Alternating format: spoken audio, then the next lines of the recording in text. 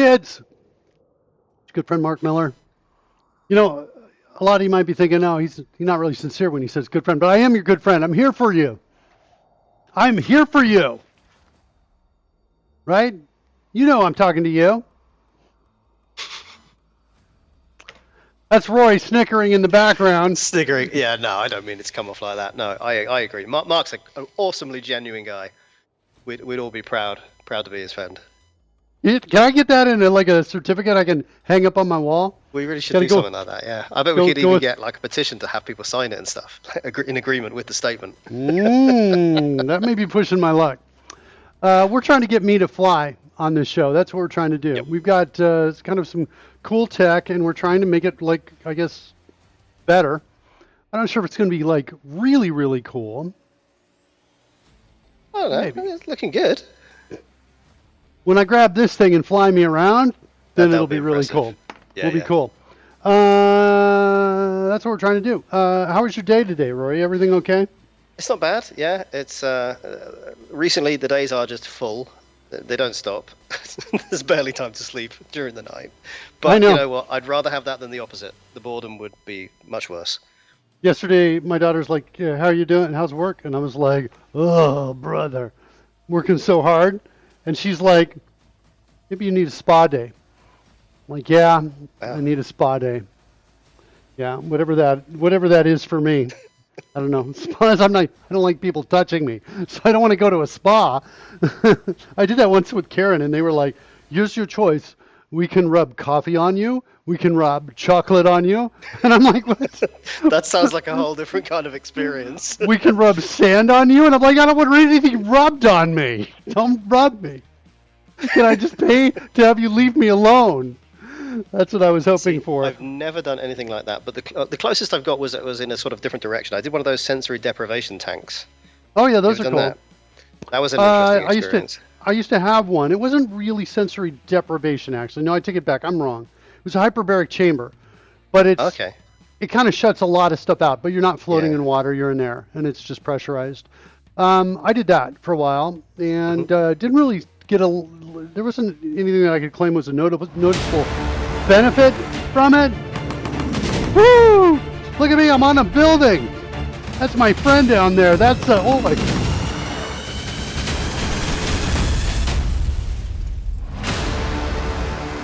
My friend Coding Gorilla. Watch out for that plane. Welcome, Coding Gorilla. Good to have you here. It's good to have you here, Coding Gorilla, as always. Coding Gorilla keeps us from making mistakes. Oh yeah. That's what. No pressure, Coding Gorilla. He the primate. He the primate. Yeah. He definitely the primate. So we were. I got some cars coming in. I'm in an underground studio that's shared in a shared kind of I don't know, condo complex, I guess, here in Spain. And it's just around the time people are getting home from work, so they're all squeaking their tires, trying to get into their spots nearby me. We left off right here. When Rory last left us, we could kind of come up with this as our plan. Yes. Which I was, in fairness, I was blind and kind of getting here. Like this is how I was coding the previous couple days. I was like, here's my theory. Here's what I think. But then when we actually wrote it all down, and we were like, yeah, you know what? I think we can almost do this, even though we say this is a loop. Mm-hmm. It's almost likely to have to only do this one time. Yeah. That's what we're going to try to do. I don't know if you were on the show or not, Rory, yesterday when I said this. I said, wait, do we always want to go for the x-axis first no matter what? No, I was here for that. Yeah. You made this suggestion, and I think it's quite a credible one, that we should go for the axis that there is a greatest amount of effort required. I think that was maybe not phrased that way, but that's an interesting way, because rather than always measuring it based on distance, you wanted to encapsulate the idea that it was the time necessary to make that change being the greatest that would define the primary direction that we would go for. Right. After that, by the way, but I'm not sure if you were here when I said, so after we did that, at one point on the show I said, do we always want to solve the X position first? And the reason I was thinking that was, well, once we get the X position and we're tilted at 0 straight up and down, it's a matter of just, it's a very simple matter to go up or down to get the Y. There's not a lot of calculation going on. But then I realized, well, you know what? We kind of have the ability, once we reach a Y, to move left or right without losing altitude. We just we crank up the, crank up the thrust. So we have the ability to maintain our altitude already, so we can kind of, I kind of went back and said, no, maybe not. But it's a viable way to solve the problem. Like, I almost feel like, by the way, like this is kind of a really fun challenge to do for like a 24-hour coding contest. Yeah, it kind of is, isn't it? It really is kind of a fun thing. Create a control system to automatically pilot, a ship that's under these specs. We've done this for like about 6 episodes. This is our 6th episode. And we do, each show averages about maybe 2 hours, 2.5 hours. So we are about halfway through our 24-hour codathon on this. Okay. Anyway, this is what we did. It's interesting because the different paths you take give you very definitely different results with the same end goal. You still get where you're going, but do you get there by, going the full X first, then the Y? Do you do a combination which results in what we thought would be a curve? If you bias that the other way, do you end up with a curve that goes over rather than under? Right? All kinds of different ways. Yeah, it's like our first approach is going to be like this and then like this, I think. And then after our first approach, if we ever get to the second version of it, that's kind of mind-blowing from my perspective, that kind of code. I kind of like it. I think ultimately if you broke everything down and looked at it, you'd be like, it's all trivial math, Mark. How dare you present this as something greater than that? Everything's trivial math if you break it down far enough. It's just how many elusive. layers do you have to break down before you get there? It's elusive to us. Oh, I came up with a really brilliant idea, though, while you were gone. And this has to do with... Hold on a second. Where's the fly mark? There it is right there. Opening it up inside PowerPoint. So, I'll show it to you. Edmund 311, I disagree. It most very definitely is rocket science. Edmund 311. Now, Edmund 311 also came up with a great idea yesterday. Edmund said, why not have like kind of a nominal velocity?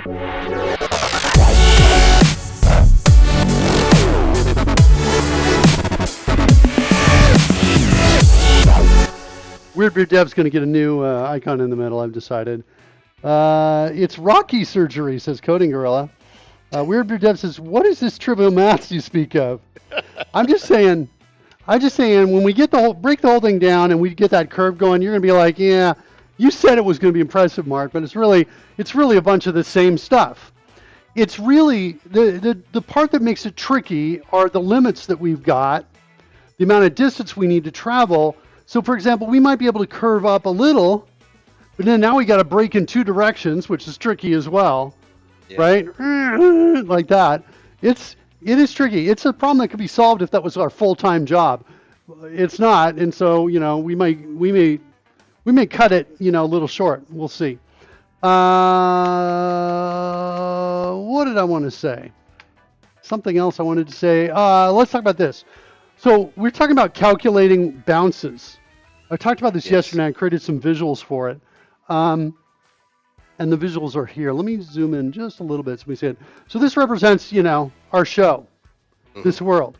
And the idea is we're cruising along and maybe we're going to shoot up here, bounce down to here, and come to a rest here, right? Yep. How do we calculate that? Well, you and I were talking about this before, and I basically decided, well, the only way was we come up to here, we detect when there's a bounce, and then we stop. We have to do a bunch of calculations for this. The first one is, do we go through it? Yes. Well, at what time do we go through it? Fine. And then at what time, what's my velocity? Right? Then boom, goes here. Now calculate what's going on here. Do we go through it at this velocity? Yeah, we do. Okay. At what time? Well, what time? Then calculate that distance from there to there. And what's my velocity at that point? Then I know my velocity exiting down here. Right? it's a lot of calculations, and set my mind reeling to the point that I thought maybe I'm not going to support predicting where I'll be. Yeah. Because what's the whole value of predicting where I'm going to be in a bouncing scenario? The value is I can maybe be smarter about if I want to get to that target position and I know that I'm going to go junk, junk, junk like that, and I'm bouncing, I might be able to figure out something different, right? Instead of going, figuring it all out, trying to get close, and then I bounce, oh no, I got to change everything up, I bounce again, trying like this and kind of orbiting in on it. What I could do is realize I go chunk, chunk, chunk to there, and realize, I only have to do this vector here, right there. Yes. So I just apply that vector somewhere along this path, right, by moving up, hitting up a little higher, whatever like that, and do that to get into that space. That's what I think will do it. Well, actually, that vector, is that true? So I have a little question about the whole bounce logic, because we're triggering all this by a command that says pretty much go to given location. Right? We're not really specifying anything else like method. So if you're trying to go from where the ship is to where the X is, you have the option of going straight, and then you have a near infinite number of options angle-wise between that angle and the vertical, which will clearly not take you any closer. And actually, you've got the opposing set of infinite options angle-wise that go to the bottom of the screen instead. So how do you even pick where to bounce off? What the initial trajectory would be? Well, I think the way I do it is I figure out where I end, then I figure out the delta between where I end and where I want to be, and I apply that delta to the move.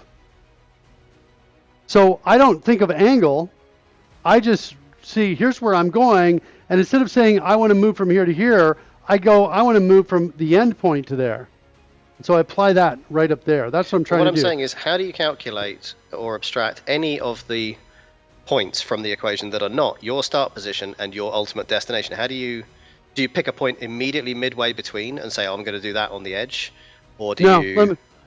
No. It's like one of those pool game simulations, where you have the cue and you sort of angle it, and then it shows you the predictive where it's going to go. And depending on the angle you pick, it bounces 4 times, 5 times, 6 times, whatever it might be. But you can choose to hit anywhere along the side of that cushion. Yeah, so let me show you my virtual world idea.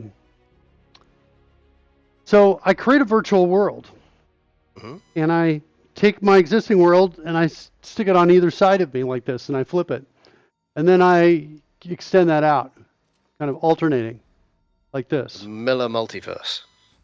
Yeah, and then I do the same thing in this direction right here. Okay. And then to there. You've got a lovely wallpaper you can then use. Ta-da! Yeah, and now I've got this, and now I do something along this lines right here. So here is if I just say, okay, in this space, where am I ending up? And it says, you're going to end up over here at this time, or if you slow down or whatever. And that's where you stop. Well, in this world, I want to come up to this guy right there. That's where I want to get up to, right? Okay. But look at its position. Its position is the same as if I bounced off of here, bounced off of there, and then ended up down here. So instead of calculating the bounce here and the bounce there, I don't have to calculate anything. I just figure out which virtual world it's in, find out is that virtual world flipped horizontally and or vertically, and then if it is, take this position in there and, flip it. Get it, flip it accordingly. Yeah, I like that. And then, that's a nice shortcut. Yeah, and then that tells me where I end up. The only piece I'm not the question sure I have, about, though, just with your nice diagram there in play, is how are you establishing the coordinate of where your red arrow crosses the blue arrow? Because that's the point on this screen that you're aiming at, and it doesn't appear to have anything to do with your start position, nor where you want to end up. Why I don't care about it. I don't ask that question. I don't need to know that point right there. I don't need to know it. I don't care. I don't need to know it. I just need to know the end point. I do not need that. I don't need this. Then, I guess. Well, it's based on the direction. This vector represents the path it's going in. Okay. That's what it is. And the path could be curved, to be fair. The only piece I haven't figured out about this is if this works, how well this works or not, is It's certainly true for a straight line, but is it true for a curved line, I guess? And I'm wondering, maybe it's not. Right? If I've got a curved line that comes around, my bounce at this point would be like, well, it'd be about right there, right? And then it would continue to curve in down like this. Well, as it like crosses that. the line, assuming the curve is not sufficient to bring it back inside anyway, it will curve in the opposite direction, won't it? So it'll be kind of an S-bend as it crosses the border of your primary world? Yeah, it'll be like this. And the reason why is because it's still got thrust applying in that direction. It's going to go up, and then it's going to go like this. And so that's part of the problem, is every time there's a bounce, there is a kind of a reversal. We're not bouncing the force to the other side, right? So when we hit here, we don't bounce the force there. If there was a bounce, then we'd have we'd have symmetric, but we don't. So that may be problematic in this.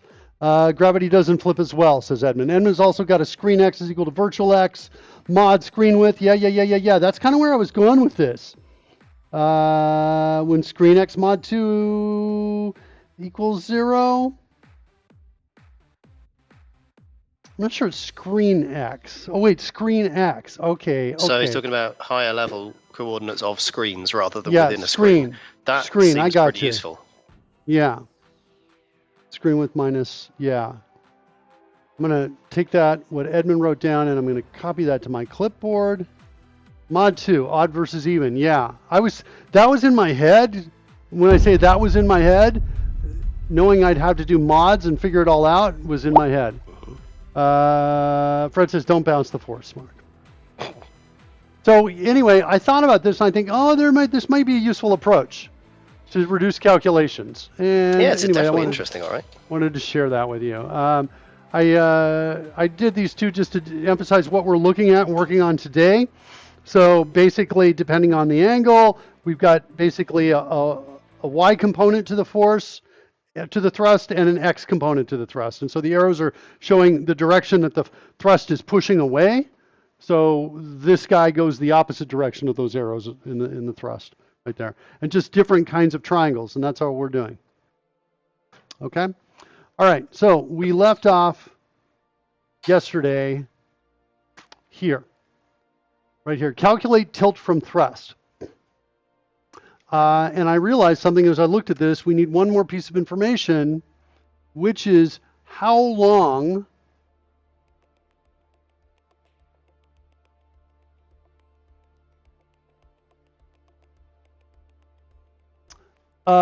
we need to know. I was thinking the time to tilt. Okay, yeah.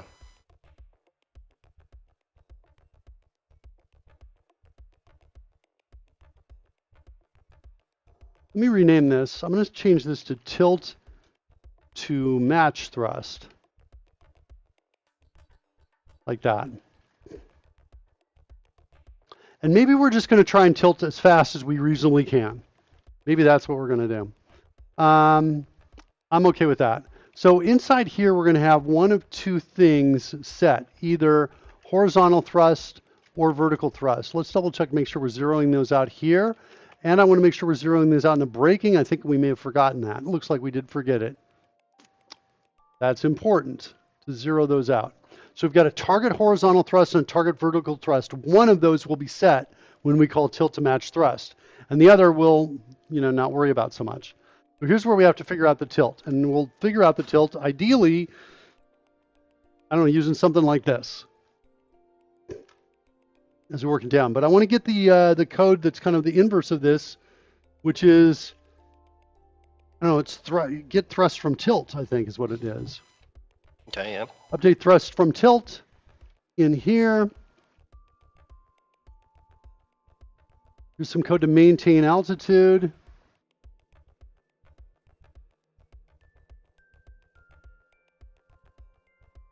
I think we're going to need the thrust vector. Will we need the thrust vector or no?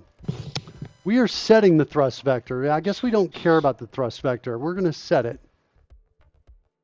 We are going to need, I think, countering thrust against gravity, because we need to kind of keep us from falling.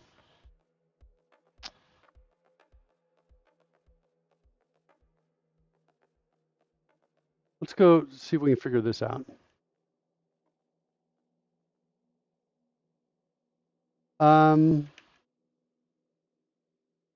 First, we're going to figure out which one of these we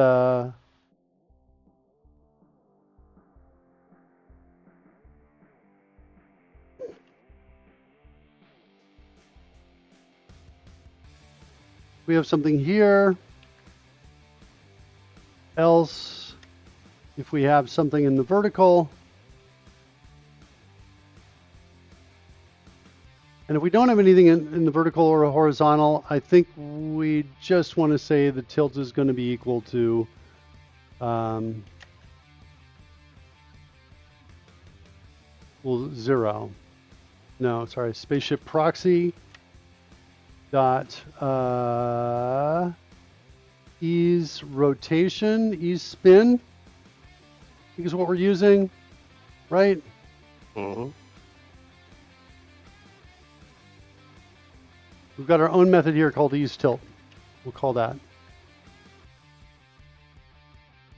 Angle is going to be 0 starting now, and the tilt time in milliseconds is going to be something else.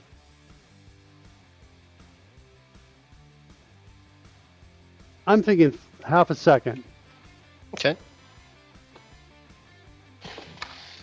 Which means our braking time's got to be more than half a second.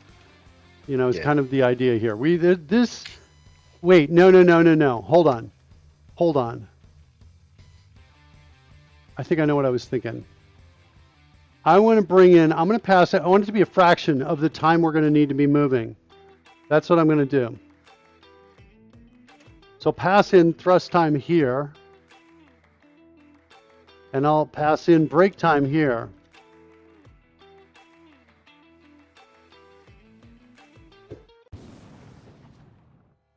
Like that. And then we'll have an additional variable here called thrust time. Like that. And then I'm going to go in my fast tilt. I'm not going to call this fast tilt time. I'll just call it tilt time. And I'll say tilt time is always going to be a fraction of thrust time. Maybe like thrust time divided by 6. So 1/6 of the time we're going to be adjusting, and then 5 times that time we'll be getting the benefits of the thrust in the right direction. Okay. Yeah. Okay, something like that. 6, maybe we want it faster, we can change it to 8, something like that. This is an else right down here. Else we're going to thrust in ease tilt to there, and actually it probably makes more sense to just have a number here that we assign in these blocks. So let's create a number called new tilt, like that, and we'll set it in these different blocks. So down here we're going to say new tilt is equal to 0. That, and down here we're going to need to set our new tilt, and we need to set it here too. New tilt is going to be equal to something. Okay. All right, so if we're working with horizontal thrust and we have the horizontal thrust,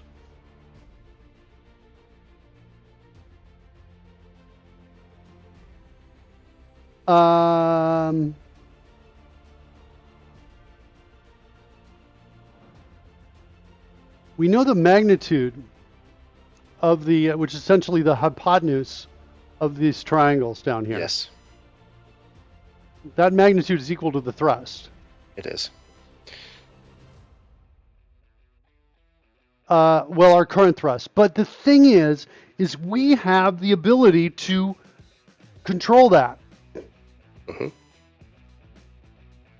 We also know that the angles we can go to are basically anywhere from 70 degrees to another 70 degrees. We really have this safe space. Once you get 70 degrees, you require so much force we fall. It's really probably close to 60 or 50 to 50. Mm-hmm. Negative 50 to positive 50 degrees is probably what we have. So we have negative 50 to positive 50 degrees to work with. Wait, thrust time. Tilt to match thrust. The brake time.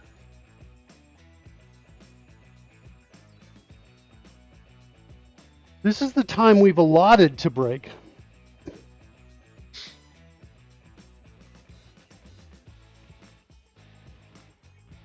Yeah, and what I've done here is I basically cut it in half. So you can see right there, I'm taking my total approach time, get my seconds, target to target in seconds already, using the current thrust. I've cut it in half. My brake time is half of that. 1/6 or 1/8 of that, it looks like 1/8 now. 1/8 of that time I'm going to use to turn around in the opposite direction, or in the direction I need to apply the thrust. I think we start with the existing thrust as a initial seed value, if you will, a starting point, and then we see if we can match it. We're using that, and if not, we increase or decrease it. From yesterday, the total approach time milliseconds, which you're halving there, as we quite rightly can see, was that previously thought to be a 2/3, 1/3 break? Is that the same fact that it's differently allotted in? Yeah, hold on. We need Genescu 7's help. It's this guy coming here to mess with my show. Look at what he's doing. Get him, Genescu 7. Get that guy. Get him, Dota.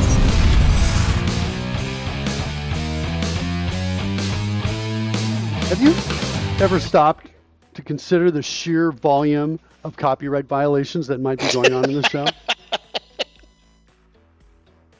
I think we'd have a reasonable case for endorsing said copyrights rather than violating. We would be encouraging people to seek out the media that we are lampooning somewhat. Sure. That's right. We're doing them a favor, right? Yeah, Edmund says for braking, this is about driving your car down the street. You drive the speed limit until you see a stop sign coming up. You brake based on your distance to the stop sign. The closer the sign, the slower you go until you are at rest or drift. Well, kind of, yes. But when I brake, I'll tell you in a second. Genescu 7's here, so he's got to play some party.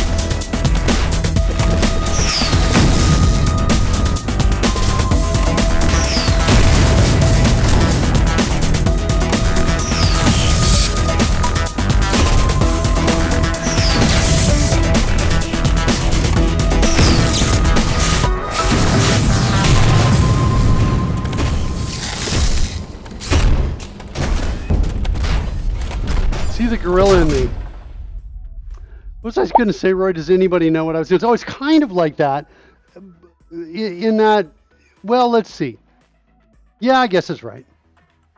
You break based on that feels distance, intuitively quite accurate, yeah. Yeah, the thing is what I try to do is I try to apply the same amount of deceleration all the way from the moment I hit the brakes to the moment I stop. Does that make sense? So there's not a lurching. Sure. Genescu 7's here, kids, in case you didn't know. That's him too in the spaceship. Oh, he got me. Come on, Genescu 7. Ah! Cut me in half. Look at this. Oh.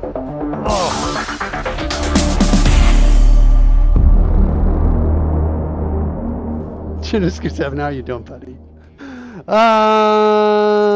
See, I see it more like, and perhaps this is slightly different. With a stop sign, yes, you have to stop. There's no two ways about it. But if you're approaching traffic lights, which currently say stop, then what's happening is you're applying a greater and greater degree of braking as you get close, in hopes that by the time you get there, it will have moved to a different state. Yeah. That might be what we're maybe thinking more about. There's a lot of people weighing in on this right now. Surly's like, you typically feather the amount of pressure you're applying to the brake pedal. As you slow more, you lift off. When you stop the car, you should have almost no pressure on the pedal. Fine. That might be true too. Economically, if you're driving to try and preserve energy, you should try not to brake so much that you will then need to accelerate, because you're then applying energy in both directions, and that's a waste. If it's safe to do so, you want to reduce speed as little as possible. You coast up to the location in hopes that you'll be able to not have to fully stop before you can then go further again. Right. You know, these kinds of conundrums are why I both apply brakes and acceleration at the same time. With both pedals down, the car's going, and I release the one I need to at the right time. You're the one burning through all the tires. You're the guy. Go and get in your car and put your foot on the brake, but don't lift up at all. It will be very sudden and jerky and uncomfortable stop. No, you're right. No, you're right. I know that. We do that. Get it through sevens here, kids.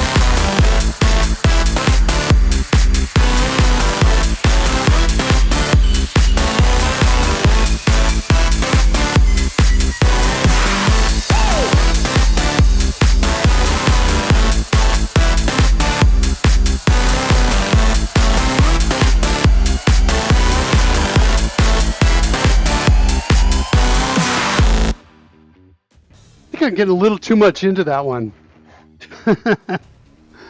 All right. Party 52. There's no party 42. We don't even have a party 12 yet, Surly. Just a sad day.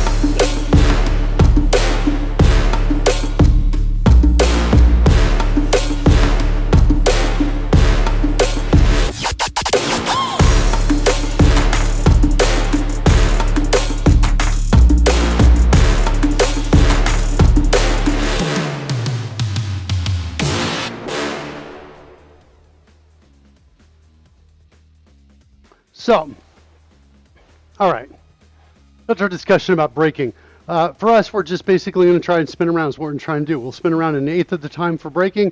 So no matter what our braking time is, we'll get a good 7/8 of that. We'll be applying the force in the direction we want to apply it in, which will hopefully stop us. Okay, where are we here? Okay, so let's just kind of go with using our existing thrust. So we have our existing thrust out there. And I just want to tab to next reference on this guy and make sure, yeah, we're kind of using that already. And that's pretty much the magnitude piece that we're talking about there. Hold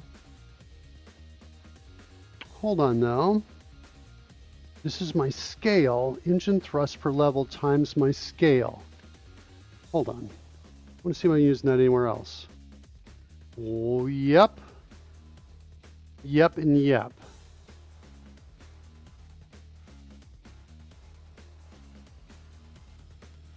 So thrust is like a number between 1 and 9 is kind of what it is. Yes. I found this in two places. Let me do a quick refactoring to this dot get scaled thrust dot.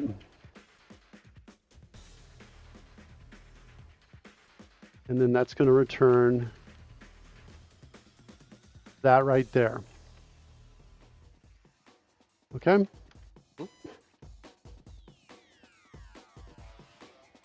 Where else? Here. It's not get scaled thrust, it's get scaled engine thrust per level.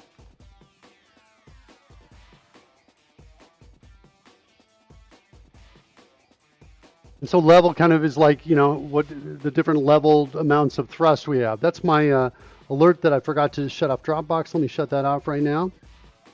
What? No, not what I wanted to hit. What did you think I hit? Pause file sync is what I wanted to hit. Okay, there we go. All right, so that is get scaled engine thrust per level. We can clean up that.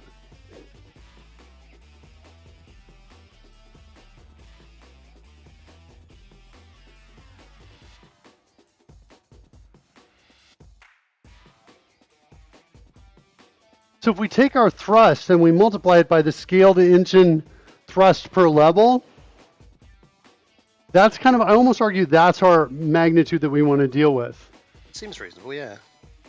Okay, so let's try playing with that.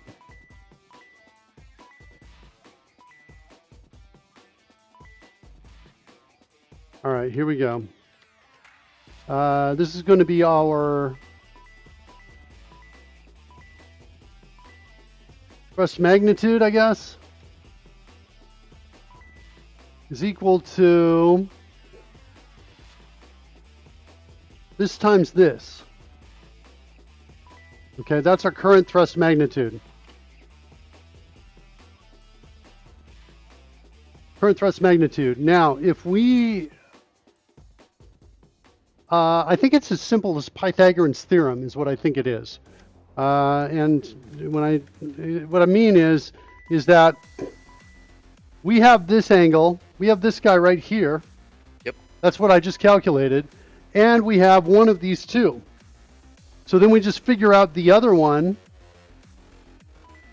based on this, using Pythagorean's theorem. So this squared plus this squared equals that squared. Hey!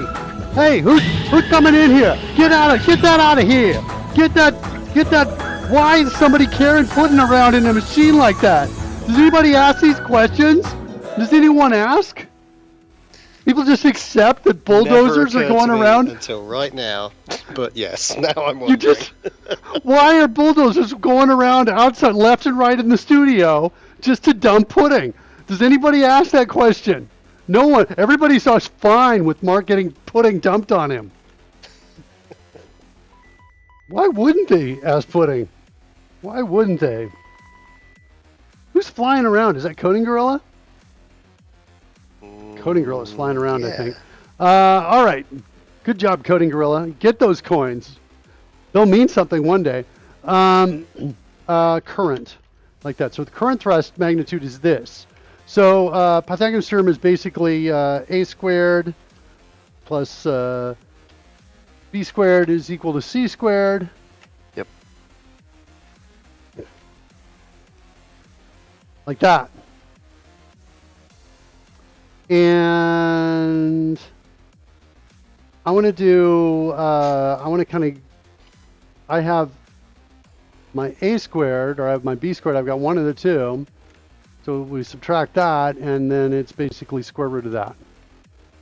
Yep. SQRT of that is equal to B.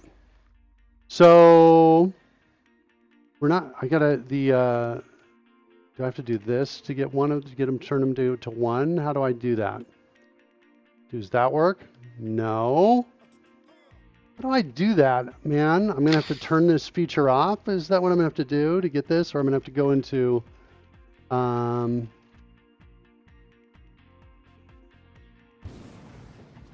do it this way. A squared plus B squared equals C squared. See how that looks.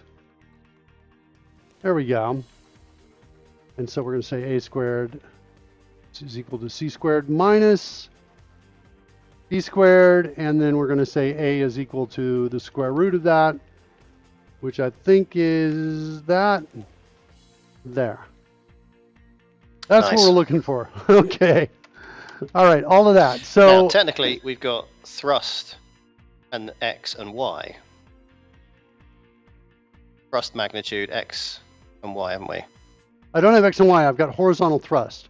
So well, horizontal thrust is our x thrust, I guess you could put it, rather than our a's and b's.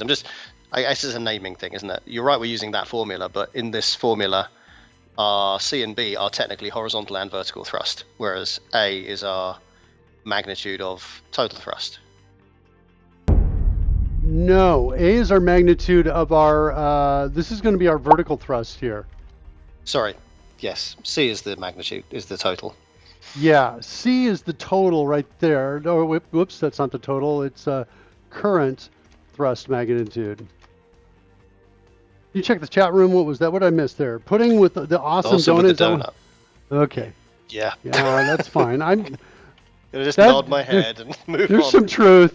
Yeah, so that's basically it. I think I can drop the size of this down. I forget how to do that. I think it's like a 2 here or something like that. That did it. Better. Okay. All right, so vertical thrust is equal to current thrust magnitude squared times or minus target horizontal thrust squared. That's the magnitude of it. We still got to figure out if it's up or down. You know, we got to kind of figure it out. I think we want it down. And in fairness, we really need to add the countering thrust against gravity. You know, I think that's what we need to do. Let's see how this works here, though.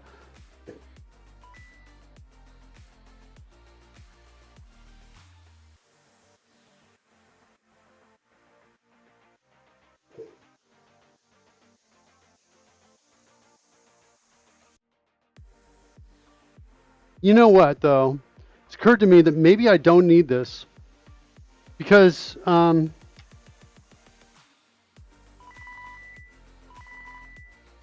might be able to use trig to solve this, is what I'm thinking. Okay.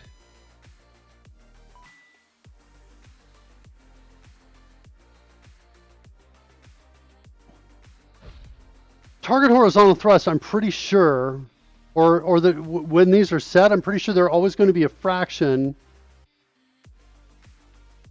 Are they or no? No, they're not. They could be outside the bounds of what we can deal with. They could be higher or, you know, than our allowed possible thrust. I love trash. Uh-oh. Uh-oh. Look out, Oscar. Or Oscar.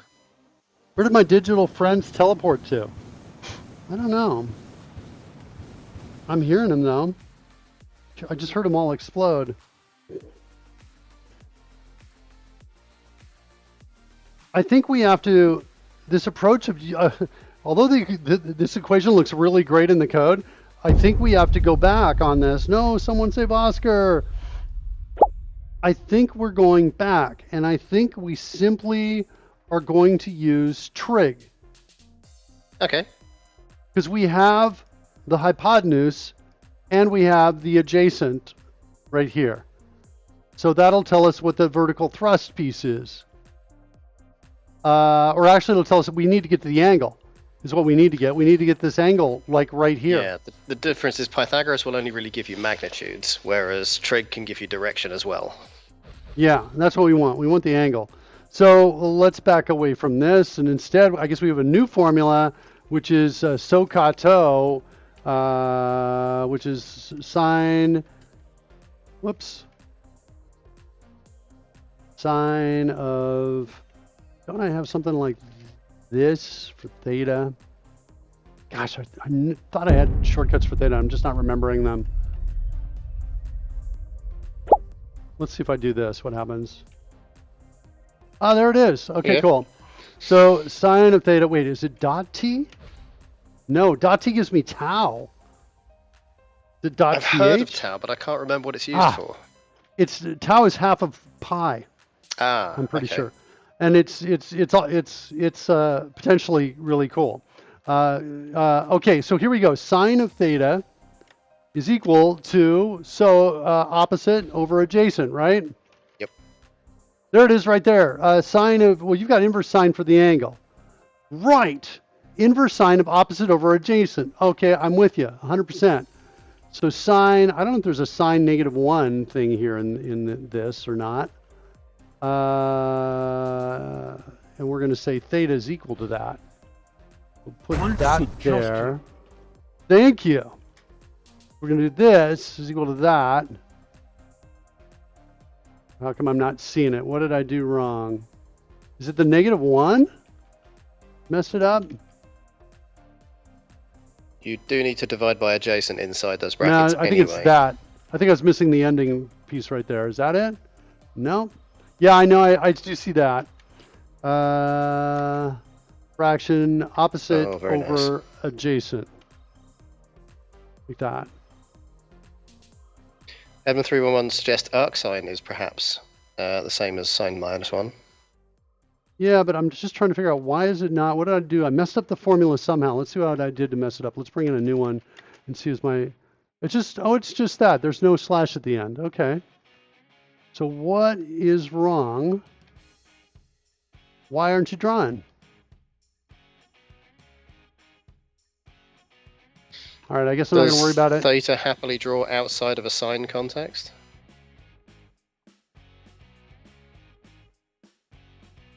Yeah, it should. Oh, hold on, good point. We've had a bit of a... It's not adjacent, it's hypotenuse. In the case of sine. Well done, Chad. You're right. Thanks for that. Stuff. That's good. Let me try another formula. Just, x equals y. Okay. What's wrong with this then?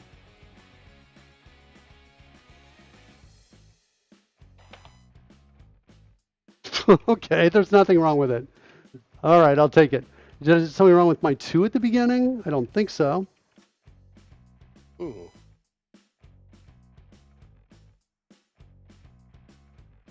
See that? No? I don't know. All right, so theta is going to be equal to arc sine opposite over hypotenuse. Let's see how we do with that. So, whoops. Theta is equal to math dot, what do I have with sine in it? Is it sine h? I think that might be it. Do you mind looking that up for me, Rory? Yeah, sure. See if you get a link on that. And then it's going to be opposite, which in this case... I think sine h is not it. Sine h is a hyperbolic function.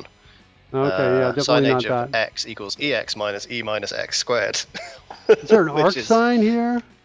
No. Is there an inverse sine? No.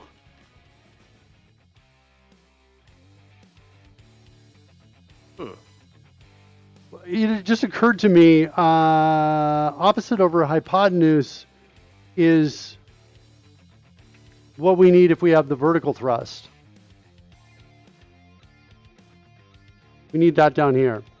Up here, we need arc cosine.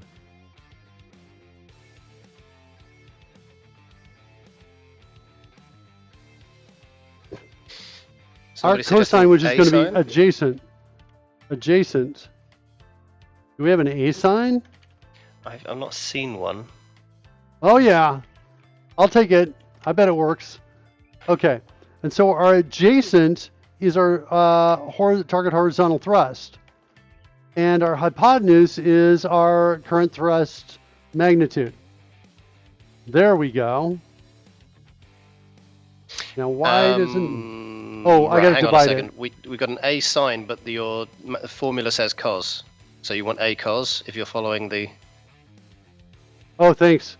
Also, I didn't notice we switched from sine to cos, but yeah. I need to do this divided by that. Okay, and this should be a cos. Yeah. Like that. Good. All right, so there's that theta. Down here, this is, and I think this theta is in radians. Like, I don't even want to look it up. I just bet it is. I think you're probably right, yeah. I don't know what it is about programming languages, but they kind of like to just do that without telling you what the units are. Okay, adjacent over hypotenuse. I'm going to change this in the formula to current thrust magnitude and target horizontal thrust. I'll do that. All right. JavaScript wasn't created with a lot of forethought. I know. I see like this should be on a stamp somewhere. I see it in programming languages all over the place. Okay, so it looks like that. The theta is equal to target horizontal thrust over my current thrust magnitude, arc cosine. That's my theta in radians. Then I want my theta in degrees. And just that's in case we forget later, we also need the else clause to be doing a sine because the arc sine is in place there. Got it. Thanks, Roy. Okay, theta degrees. Do I have something? Radians to degrees. What do I have? It's either, radians. I don't know, something about pi over 180, isn't it? Or something like that. Yeah, I thought I had like a radians converter there. Angle in radians. Do I have an angle in degrees? No, these are all just properties here. Edmund311 says return radians times 180 over pi. Yeah, no, I know, but I'm just like, do I really? I feel like somewhere we've definitely done this, right? Maybe it's just that we didn't do it in what are we here? We're in TypeScript, so we might have some C# stuff that did it, or no, vice versa. We're in C#. We've done it in TypeScript, perhaps. Yeah.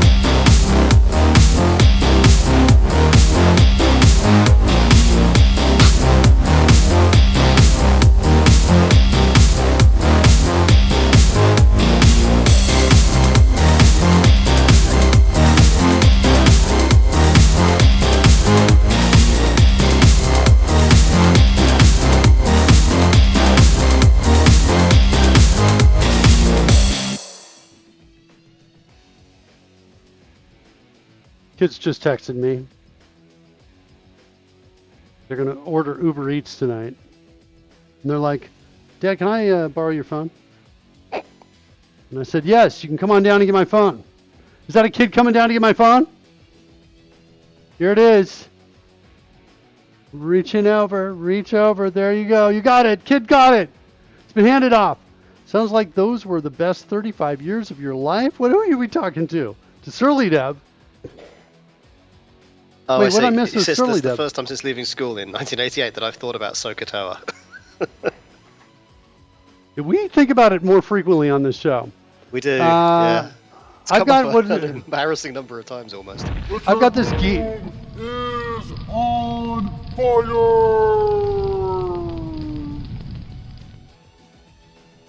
Kid just asked me if I want anything. I said no, I'm good. Hi kid, bye kid, says Pudding. All right, so we got this cool math EX kind of thing out here. I say we create some functions in here. Function that returns a number called 2 degrees, like that. And it's got a number in here called radians coming in. And we do this. And what if Rory wants something? How rude, you didn't ask Rory, you want anything? I'm thinking there are some technical issues about the acquisition of anything at this stage. Parameter name is not Kevin Bacon. There's no, that's only when it's 6 degrees. If radians is equal to, or if the answer is 6, then it's Kevin Bacon. All right, 2 degrees, radians. We're going to say return, I don't know, what is it, kids? Help me out. It's math.pi multiply by 180 over pi. Yeah. According to earlier statements in the chat room. That feels right to me. All right, 180 times radians divided by math.pi. Do we agree with that? That feels good. Did I lose my sound? Lost some music. Lost my sound. Got a couple more minutes with you, right, Rory? You got to leave early today? Yeah, I do. Early today, unfortunately. Okay, to radians, we're going to pass in degrees. And degrees have got to be, it's this times math.pi divided by 180. If my math is all correct. If it's not, math.pi times degrees divided by 180. Right? I'm a programmer, not a mathematician. What do you think about those, Rory? Can you review those two for me? So in one direction, 180 times radians over pi, yes, that seems good. And presumably the opposite, yes, absolutely, that seems correct. All right. I'm going to do a cool pickle dance here. Ah!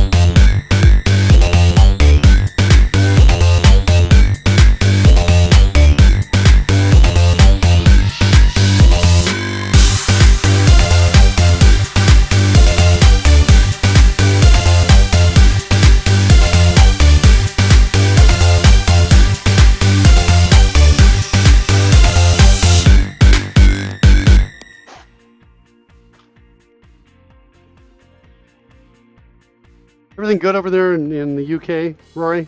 It's pretty good. There's slightly less drones buzzing around my head than yours, but you know. Good. So we're going to go math dx 2 degrees passing in theta radians. That's what we're going to do there. Yes. Now, we have a problem. We have I think we're going to have a pitch. We're going to have to do a check to make sure we're going the right way. I think. Is that true? It may just all work out. I think I'm just going to say it may work all out. We're just going to come down in here and say new tilt is equal to that right there. And we'll see what happens. Right? Yeah. It may or may work, may not. So theta radians is there. We'll come down over here. Theta degrees is equal to that. And let's see. I'm afraid, Mark, we have reached that time for this evening where I am going to have to disappear. What's that you say?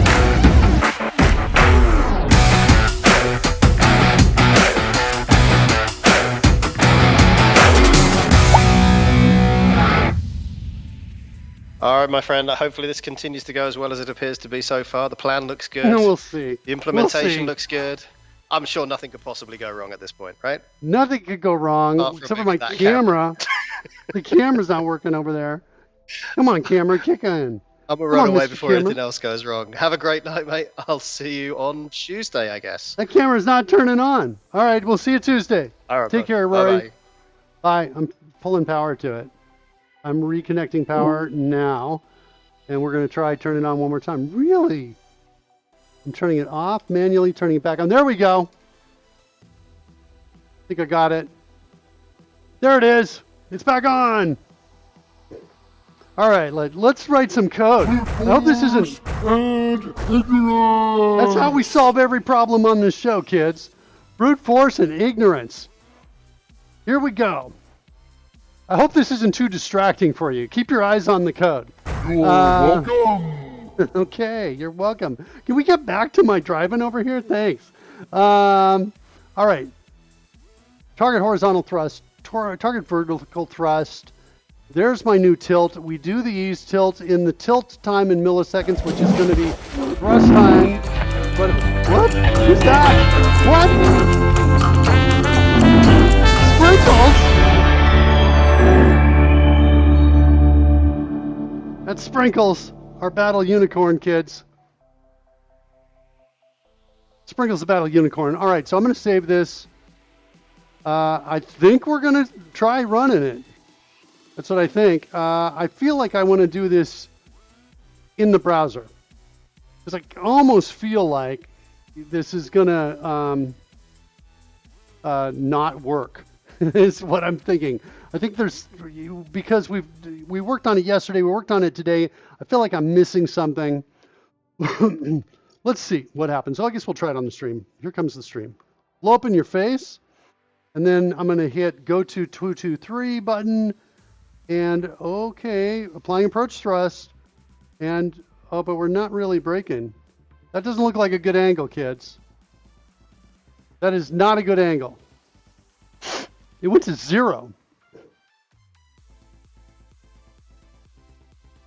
Why did it go to 0? If this, yeah, and I'm not checking this right here to make sure that our tilt is within acceptable degrees. I don't know. That thrust is too low? Yeah, well, the angle was wrong too.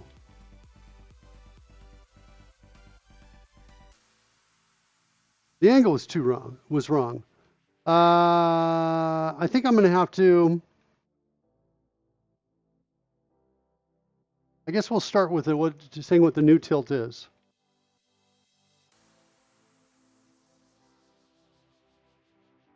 So we'll do a console log on the tilt from here. I think I want to do a calculating tilt from horizontal thrust. Like that. And then I'll do another one down here that says calculating tilt from vertical thrust.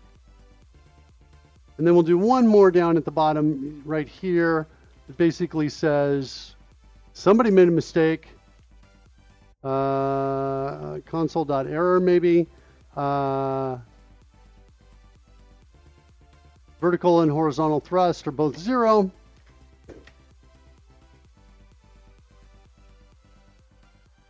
And where do we go? What messages do you think we're going to see? Let's take this, go up here, get to the Mark Flies overlay, bring up the console window, and there's something called pudding for this Mark Fly donut thing, but not made yet. To pudding should want it. That's true, pudding. Do you know about this, pudding? You know that this is going to have a pudding command on it, right? Where the spaceship will be able to dump pudding into the show. That's what's going to happen.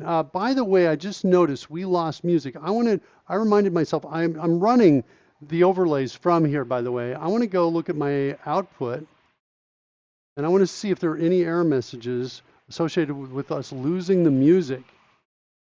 And I don't see anything in here.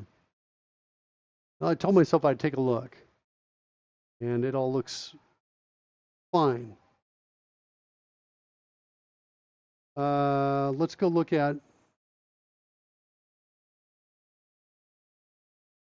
the piece running it too.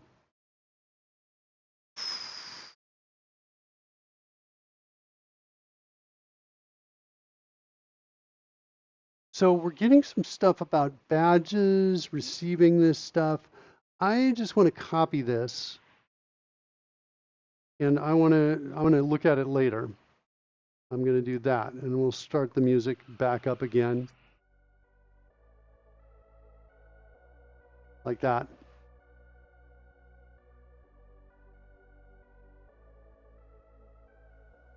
Okay. Trying to just figure out why we lose the music sometimes, that's all. Okay, back over here. We're trying to figure this out. Let's launch me. Let's hit the button. We should see, okay, calculating tilt. Well, we got a 11-degree tilt. That's good. And new tilt is way off. It's practically 0. Our original tilt here on our approach seemed decent. I'll take it at a -11. But the other one should have been a positive number in the other direction. That seems to indicate a problem with radians or wait, let's look one more time at the at those messaging in here. Calculating tilt from vertical thrust. So both times we're going in using the vertical thrust. Interesting. Vertical thrust should have been closer. And so we should have solved for X, not Y. Targeting the Y-axis first. But it's time. We're doing it based on time, not distance. So this actually could make sense. All right.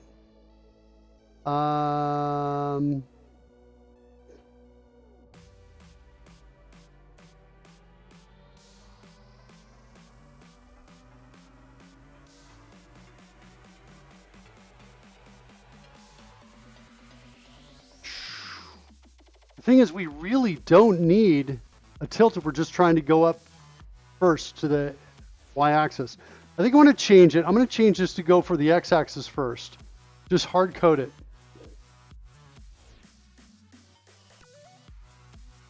It never got to the slowing code. No, it did. It did. I'll show you. But that's when it messes up. I will throw in one more console log. Like that. And then we're called approaching here. like that. And so we'll throw those in. What happens is just the messaging looks the same in both, regardless of where we're coming from.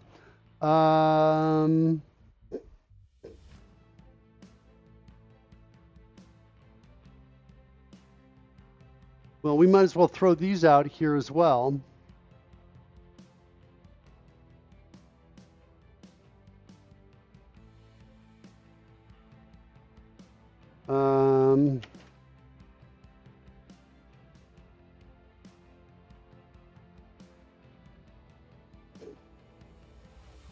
All right, let's refresh it.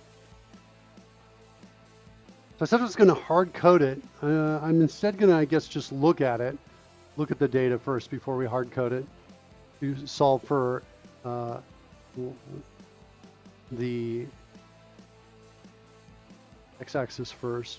Pause in the debugger? What? It's paused. Okay, stop. Don't do that. Okay. Console. And now I'm going to hit... I'll actually wait till we're really close to it, and then I'll say go. All right, what do we got? Cannot set properties of undefined. Setting scale.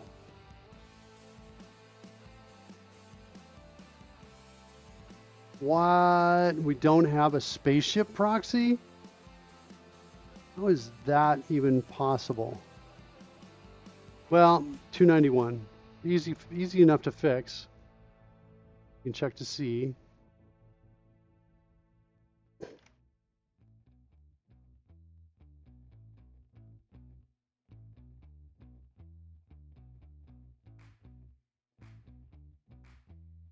Or maybe if not spaceship proxy, then we're going to do a console.error.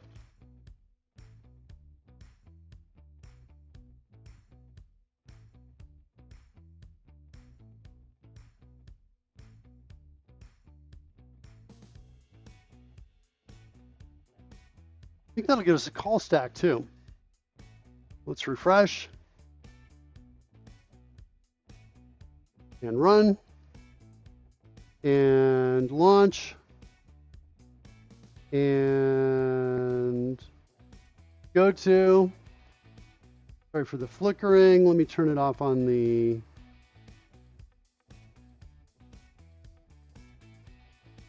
there we go. Turn off on the stream. Okay. Time to x-axis is negative infinity because we're not moving. We have no horizontal velocity. We're always going to target the y-axis first. But we could start up and turn towards it and get that velocity.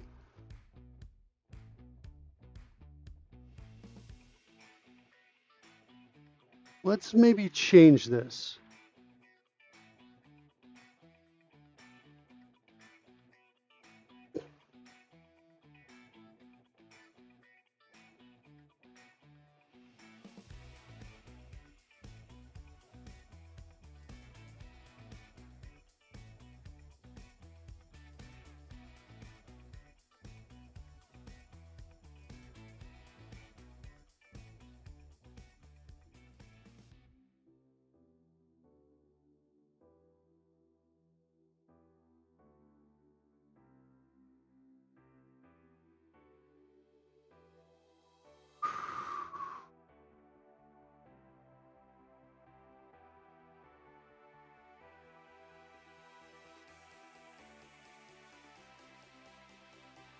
We just throw in a 5 here, 5 meters per second.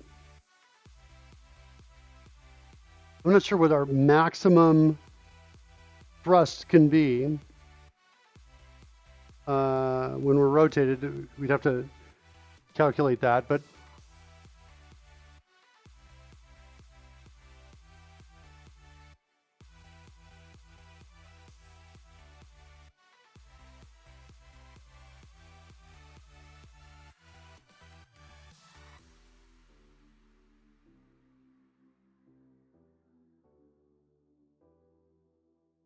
we'd have to,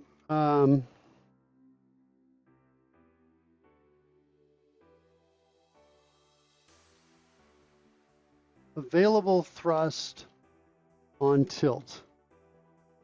Like that. Let's do that. And let's calculate that. Available thrust on tilt, it could be 5, but it also depends on which direction our delta x is.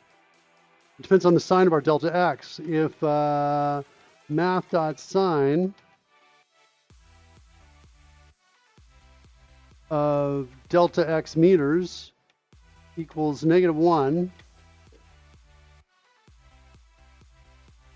then available thrust on tilt is, we'll say it's equal to -5. Else we'll say it's equal to 5.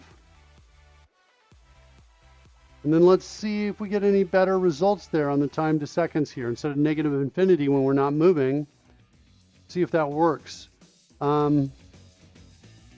This 5 max thrust, max possible horizontal thrust.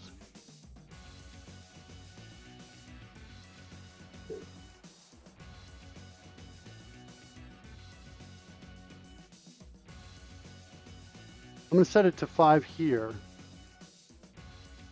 and we'll calculate this, calculate or measure this.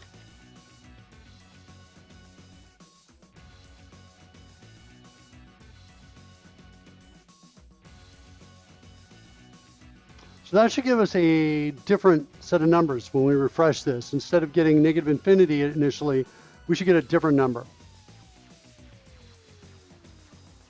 I hate that it switches away from the console. I don't even understand how that's useful.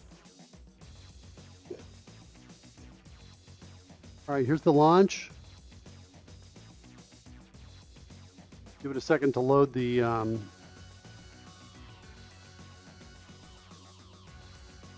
there it is. All right, now clicking go to 2, 3. All right, now we have a different number. Time to x in seconds is a -2. That feels more like a 2.5. Time to y in seconds is 168. That seems ridiculously high. What's wrong with that?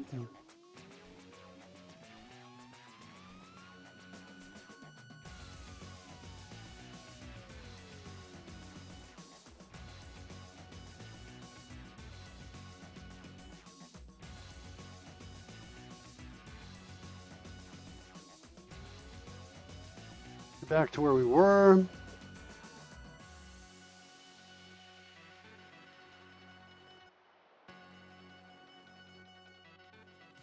going to switch these two around right here.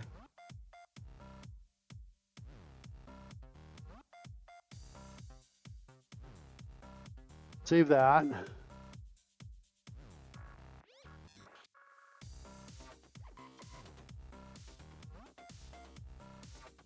Refresh. Console. Launch. Hit the go to button. Time to x in seconds is not a number now.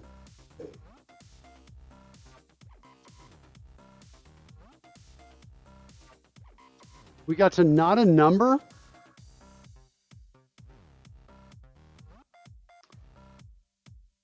We had it here before and it gave us a negative number in there.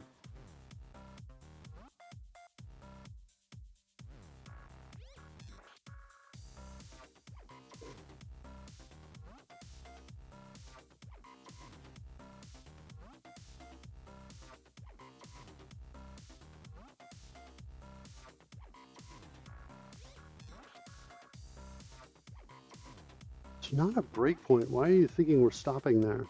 Okay, launch, go to.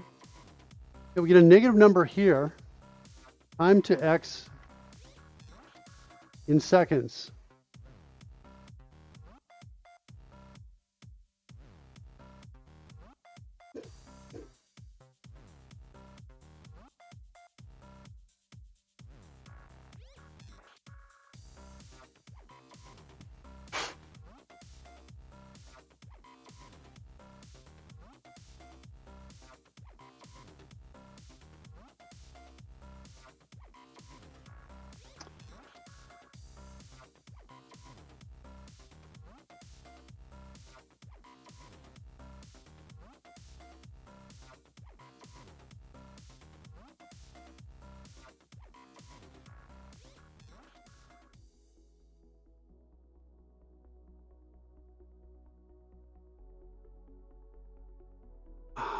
The problem is I get a negative number here.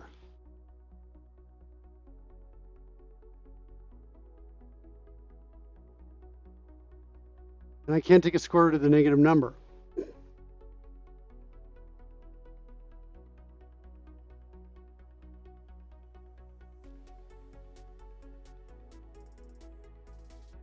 Joust 82 is following.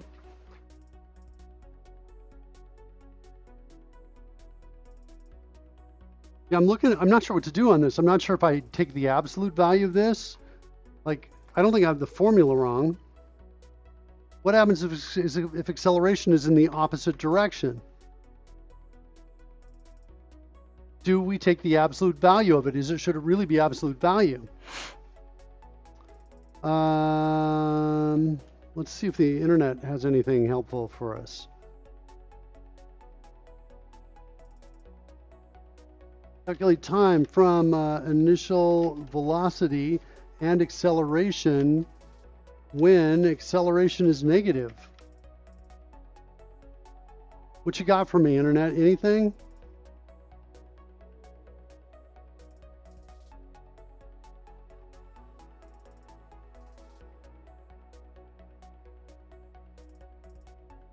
What do you mean? I mean, I've got a negative acceleration. In other words, I have a deceleration. It's a vector pointing in the opposite direction. Right? So I want to see how long it's going to take me to get there. And I'm going the opposite way.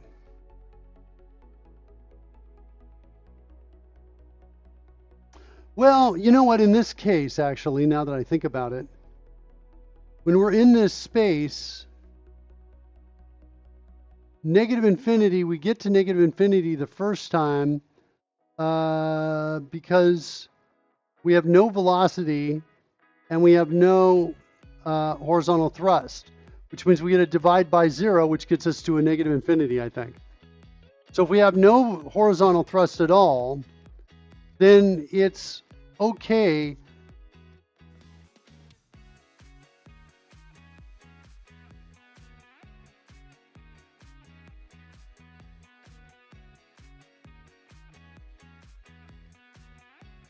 to use a just send in the positive number, I think.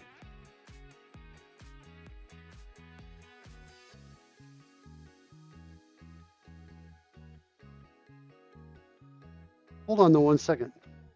Isn't delta meters a negative number as well? This should go back positive here.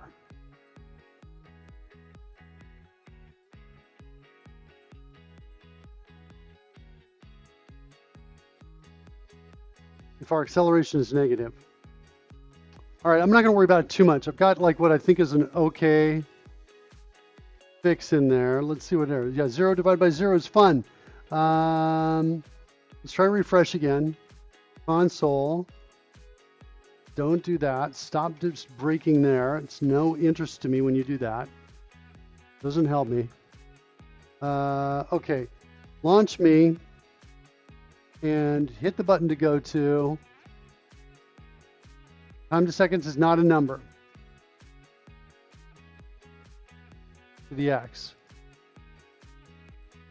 All right, we're gonna step through it, I think. Let's step through it. Let's go back to where we were.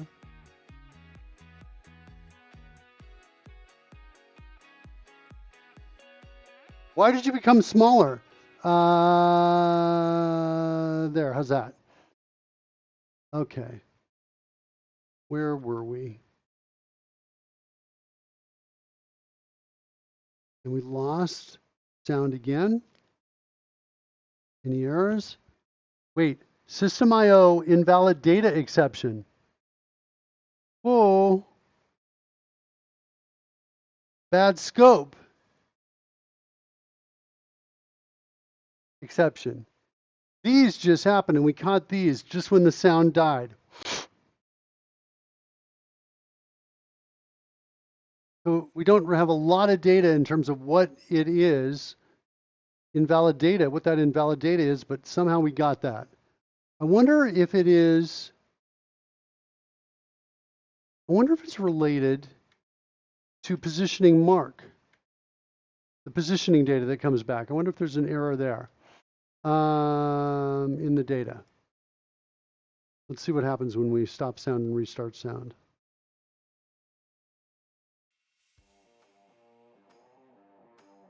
See if there's a pattern there and we catch that.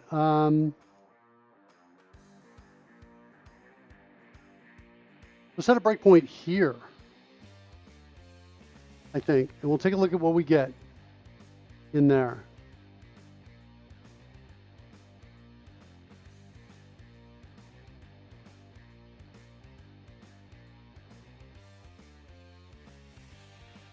I think the problem is this is negative and this needs to be a math.abs. That's what I think my problem is. Let's not set the breakpoint. Let's just refresh that and see if that gets us the real number we're looking for. I think that's what's happening. We got a negative, we're going in there with it. Console. Launch. Go to. There we go. Okay. New tilt is 99. Ugh. That's a mess.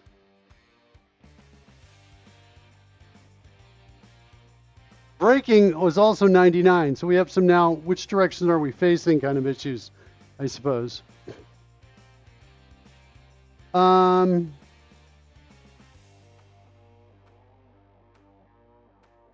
This horizontal thrust is equal to -5, approaching calculating tilt from horizontal thrust. Okay, I'm going to step through it. Set a breakpoint, I don't know, here. And refresh.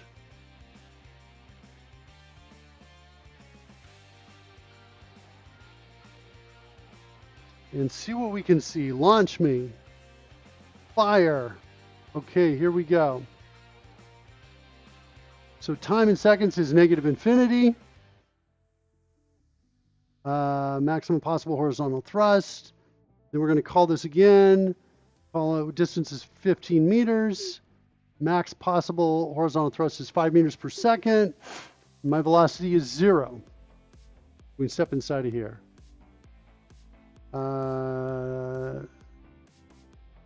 That plus 2. Basically, it's 2 meters times acceleration square root divided by acceleration. So that gives us what? Our time in seconds, which is 237. And our x is 2.5. It's greater than 0 and it's less than y, which it should be. We're going to target x-axis first. Good. Distance to target in meters is -15. This target horizontal thrust is going to be get approach thrust over here. We got a nominal travel speed and the axis is x. So now we're asking the question, how much thrust do we need to displace this amount right here? With the target travel time of -7.87 seconds. That's problematic. All right, let's set a breakpoint here. We'll run it and we'll refresh it. And this is going to be, I think, math.abs.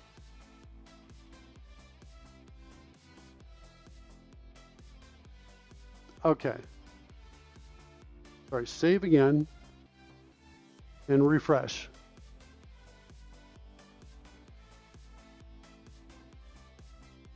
And wait, do we have a break? I don't think there are any breakpoints. Disable all breakpoints. I don't understand why we keep stopping there. Except for, oh shoot, I didn't actually want to disable all breakpoints.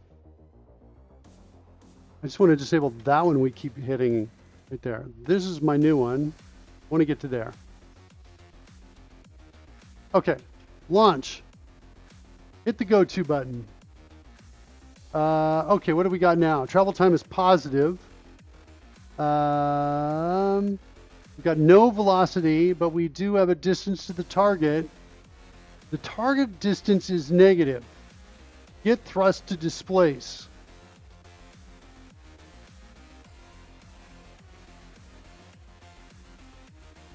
Yeah, I almost think this should be math.abs, and we should multiply by the sign of this. But let's just see what happens if we go inside of this. Is that just going to happen essentially anyway? Distance meters, 2 times that. It's going to happen anyway. Our thrust to displace will be negative because we're going in the negative direction. That should be the case, is it? Yes, it is.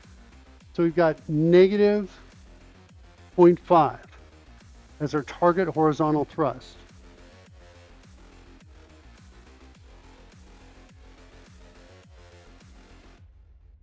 Not a lot. I would expect this number to be higher, a higher magnitude.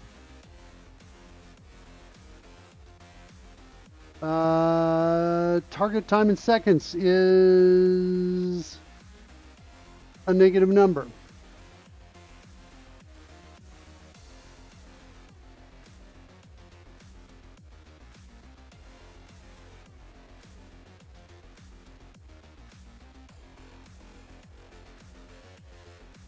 And I think, well, we're correcting for it right down here. The time to target in seconds is 7.8. Approach time. Thrust time in milliseconds is about 4,000 milliseconds.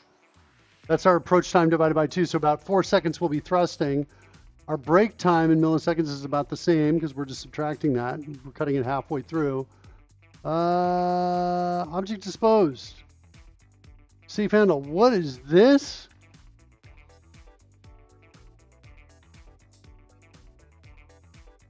That's in my console log call?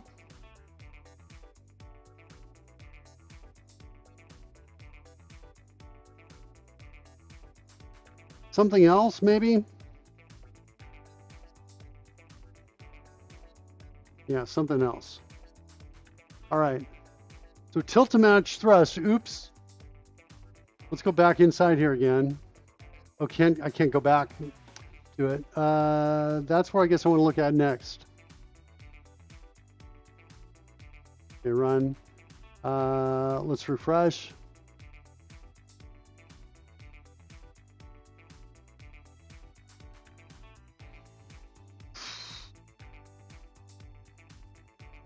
Yeah, I think this is unrelated to what we're working on. I think it's another thread.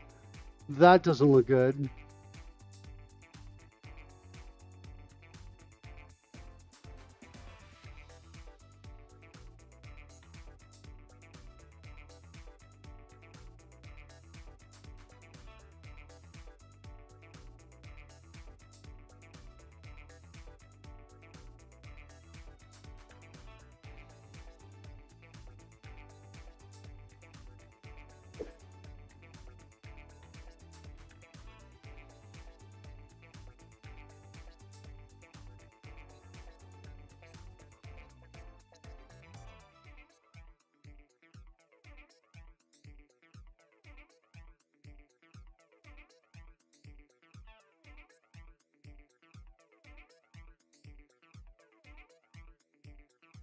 Current thrust magnitude is 3.1. I like how safe add ref calls dangerous add ref, but it must do it safely.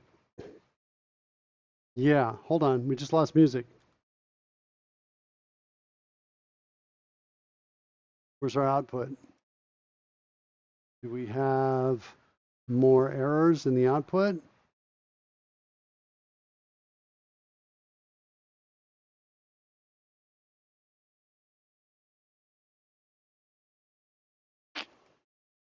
These are, I think, the errors we saw. What? Stop. Stop. Why are you scrolling? Okay. I don't see this, the I/O, the system I/O exception we saw before.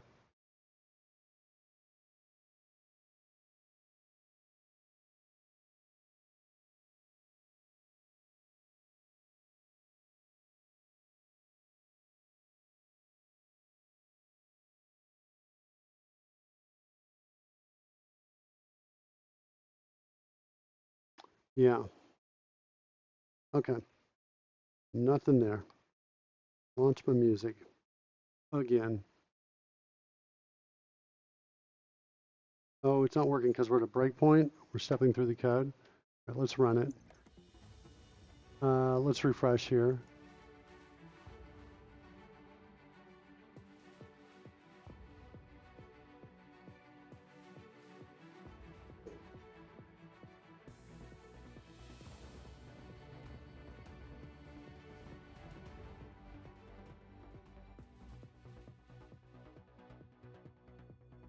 Two music's playing. Markfly's overlay.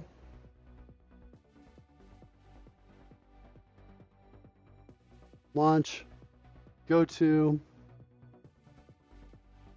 Well, it's still going the wrong way. New tilt. I got to go look at new tilt.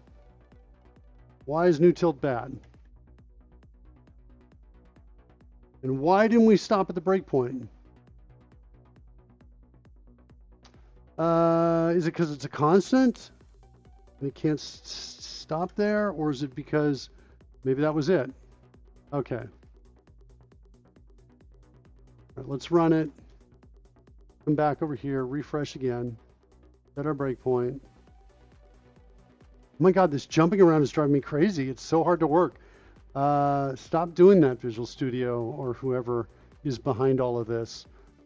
Okay. Console. Launch.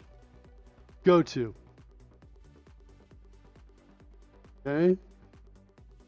Tilt to match thrust. So my thrust time is for about 4 seconds. There's my now.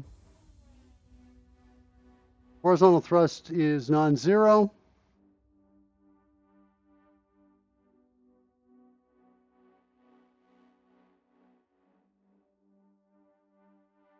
So the A cosine of that comes back, theta radians, 2 degrees. And we get about 99.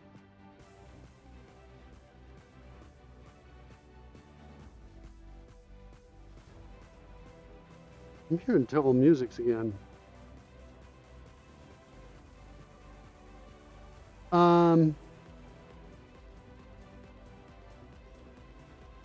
I want to see what happens if I just type in math.abs. I want to see how this changes this horizontal piece right here. And I'm pretty sure we're going to need to refresh that. Save it.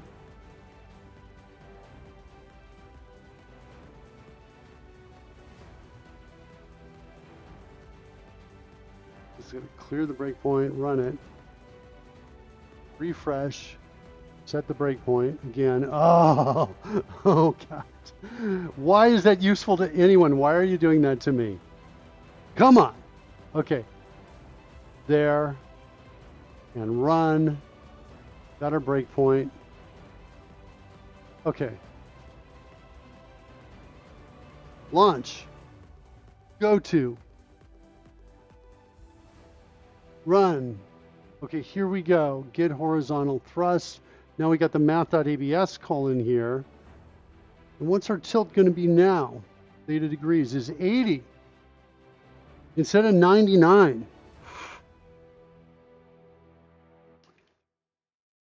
And now what I want to do is I want to be like, hey, if this is less than 0, then I want to say it's equal to negative of it. Otherwise, I want to say it's equal to just the positive. That's kind of where I was eventually getting to here. Let's clear that, run it, and refresh, and run, and launch, and go to. There we go.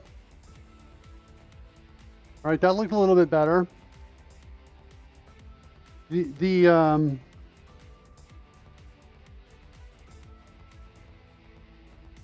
right, definitely.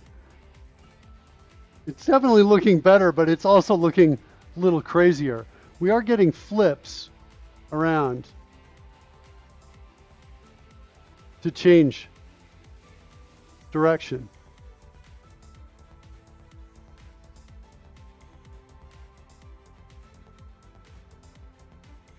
All right, let's refresh the drone game now. Thank you. Kid just returned my phone. It's here. Did you get the order? All right. That's great. I feel like the tilt is coming up a bit radical. Yeah, I'm with you. I'm with you 100% on that. Edmund says phone is back. Edmund knew before I did. Okay. Yes. So a couple things that we want to do here in this space. We do want to clamp this in this space is what we want to do. So let's work on clamping that at some point. Do I have the clamp anywhere in here? In MathEX, perfect. So we're going to say MathEX clamp, and we're going to clamp our new tilt between negative, let's say 55 and positive 55. And maybe we should really just, since we're sending it out to the console as well, we're going to say new tilt is equal to that.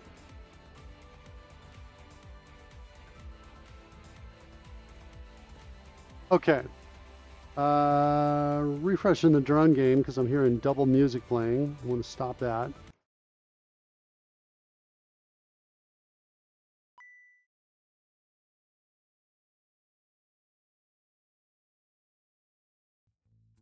There we go. Okay, let's come back over here. Let's just try that now with that. It should be a little less crazy.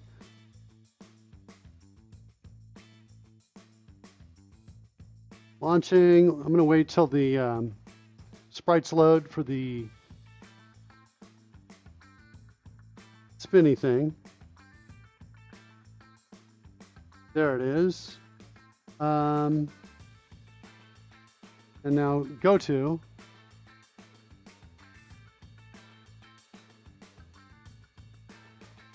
Huh.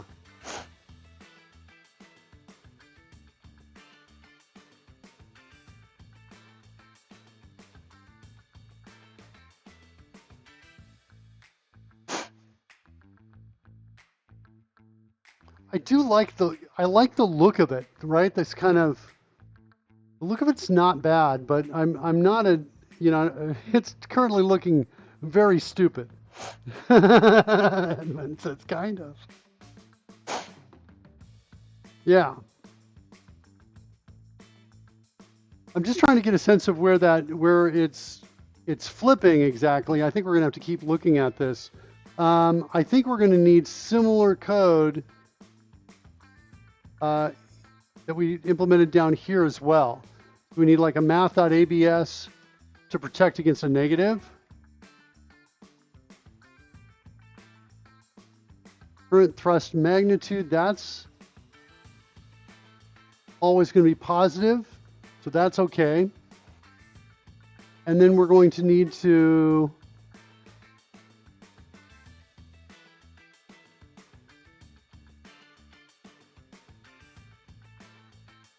do something like this. I'm thinking about multiplying it just by the sign. The only problem with that is if horizontal thrust is 0, that'll go to 0, but this is not 0 by definition before it gets in here. So I could just say its new tilt is equal to theta degrees times math.sine of the horizontal thrust.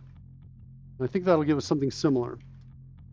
Which means down here we want to do something similar. So theta times the vertical thrust.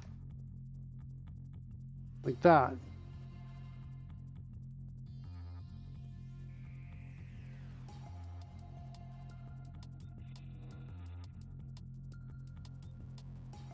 This one is going to be vertical, target vertical thrust.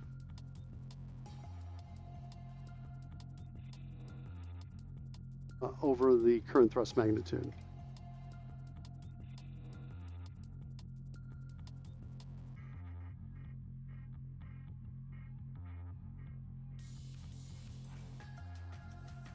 Okay. We just made small changes here.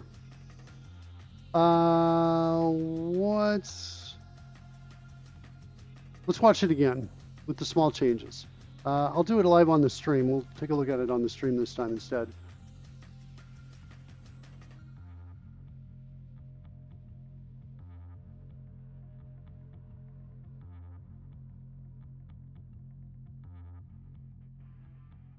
Okay, launch.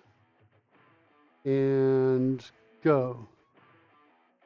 Why is it not driving me around anymore? Is that what broke before? What is straight up? 0. 0 is straight up, Edmund.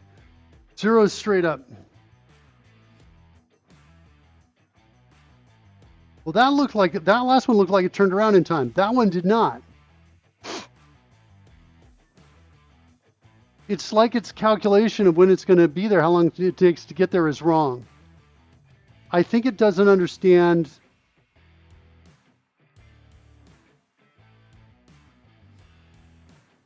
Yeah.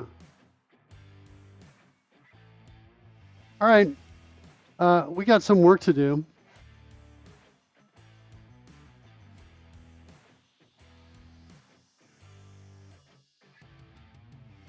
All right. Applying approach thrust is what it says the state is.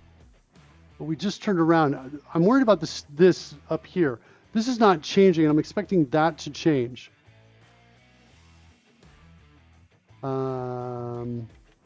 Diagnostics.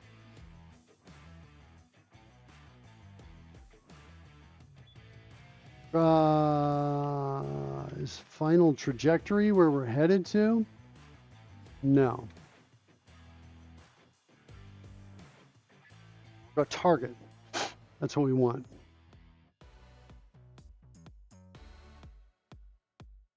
So the targeting state doesn't seem to be being advanced. Calculating approach thrust.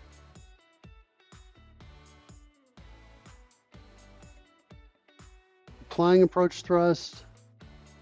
Applying braking thrust. And I don't, so if we watch it carefully, let's refresh the page, do the launch again. Okay, applying approach thrust. Does it change? I don't understand. That should totally change. When it's flipping, it should change. So why isn't it changing state? So we got that problem. We never actually get into the braking. Is that confirmed by the messages over here? Let's launch again.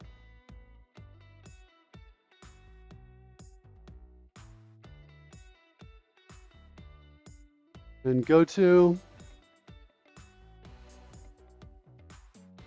approaching, braking. Right there. That's clearly braking. Braking, braking, braking. If we see the word braking,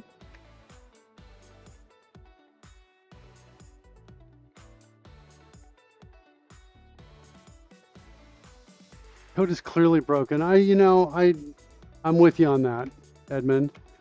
Hold on.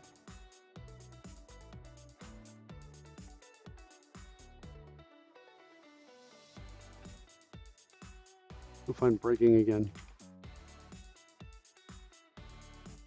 It's the other quote, braking. There it is. Okay. We are setting continuous targeting state. Oh, we're not setting it. Ugh. That was my problem. I had a triple equals there, and I wanted it just to be one. Let's double check all these others.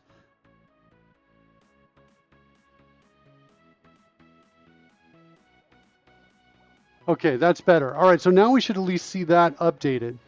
All right, let's refresh on the stream.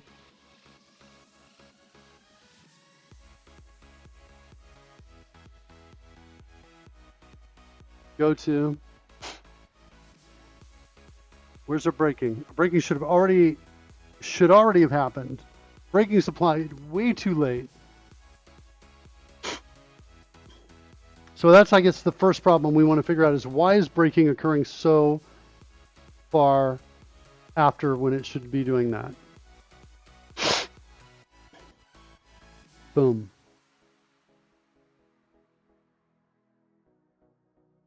Yeah, it's like our calculations for when we need to brake are wrong is what it feels like. Okay, let's take a look at it.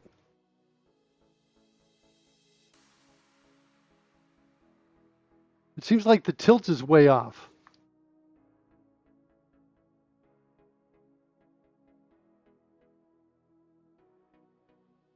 Should we start with that? Let's write down the issues we've got. So at least we know what we're going after here. New slide, issues. Seems like the tilt is too extreme.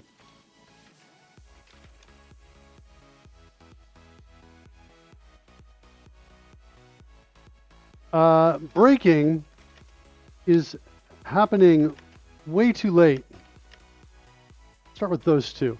My mind's on the braking right now, so I kind of want to go in the braking. Just got a break point.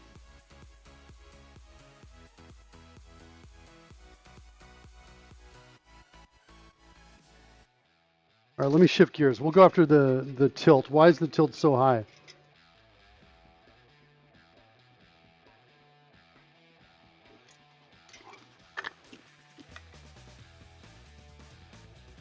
I think I'm gonna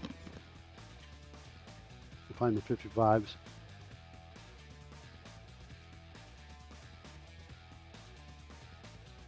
I'm just going to do this for now. I'm going to reduce this simply because I want to come back to this. I want to solve this later, but I do want to I want to reduce it a little bit so that we're still kind of maintaining altitude as we go. So we'll switch it to 45 on both of those sides there. Let's do refresh, launch, go to. There's 45. It's still dropping and definitely braking way too soon.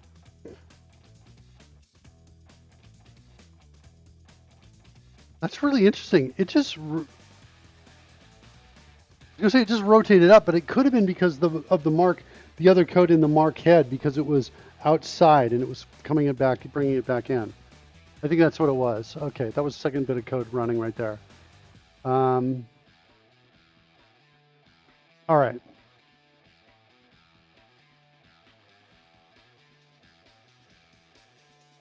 Let's figure out when we apply the braking. No, it did not. Applying braking thrust. Let's look and see when this is set. Set when we call start braking. We call start braking basically after we've been applying approach thrust and after our next course correction time has been reached. So the problem is our next course correction time is too far in the future, or alternatively, our thrust is too great and we're zipping past it.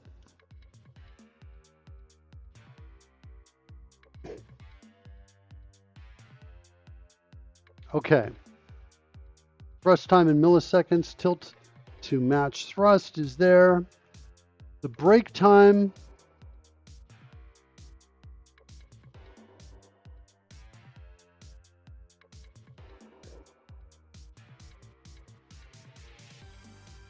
Next course correction is thrust time divided now plus thrust time in milliseconds, which is the total approach time divided by 2.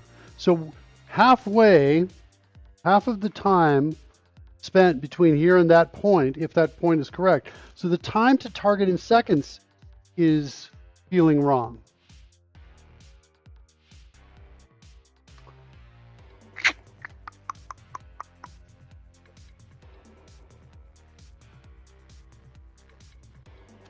Well, the time in target in seconds is if we get our target horizontal thrust.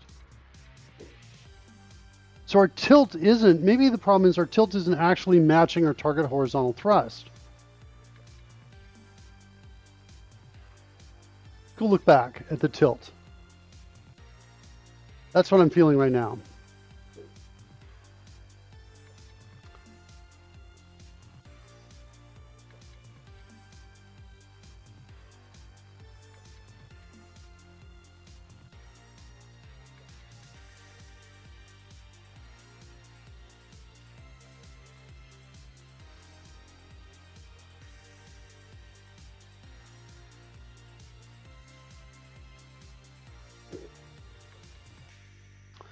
What if we didn't use this? What if instead we did a call to this dot get thrust vector like this?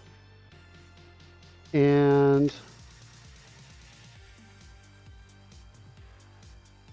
how about calculating the answer with a tan so we consider both directions? The problem is I'm not sure we have both directions. Let me think about that a sec. Let me, thrust vector, do we have two of these in here?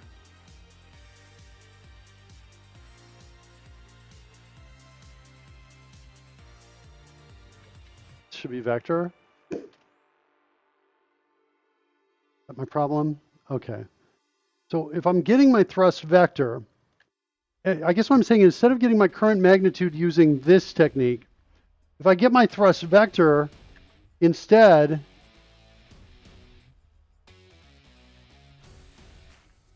and I say,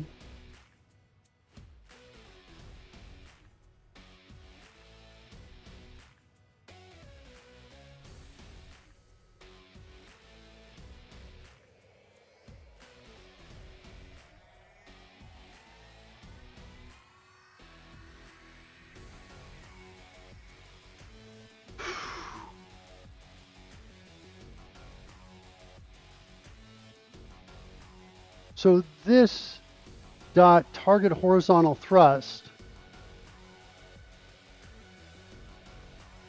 our total thrust times our thrust vector dot, well, let me write this down in a comment. Our total thrust, oh, but this vector is not,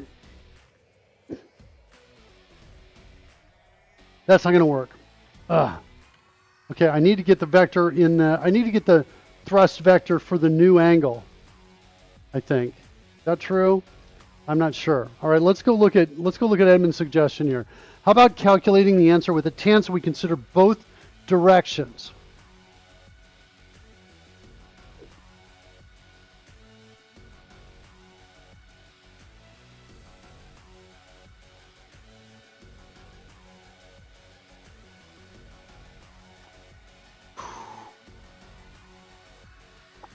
All right, let's try it.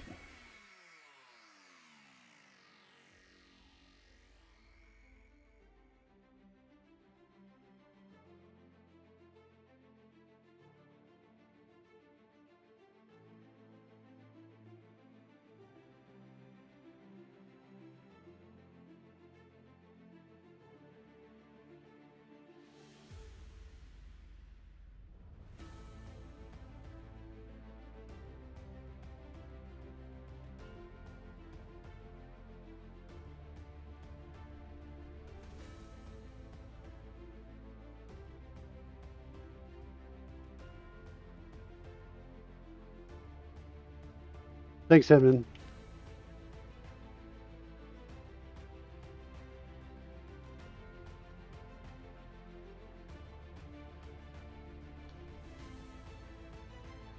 So that's our new suggested piece right there. If we're doing the horizontal, the opposite is the vertical thrust, and the vertical thrust needs to be at least the countering thrust against gravity.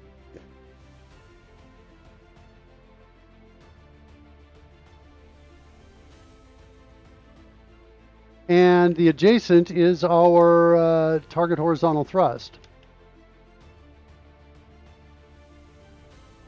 Like that.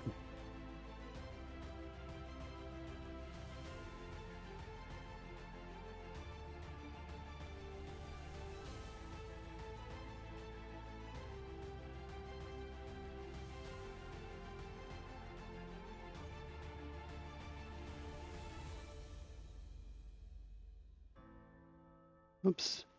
Countering thrust against gravity.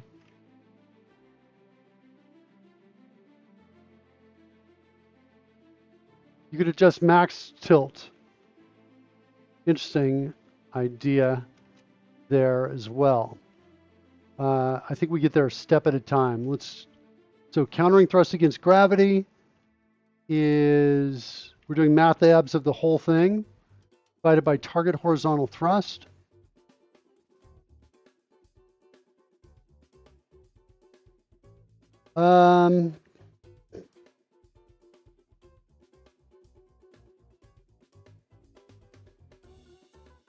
We should do a test here.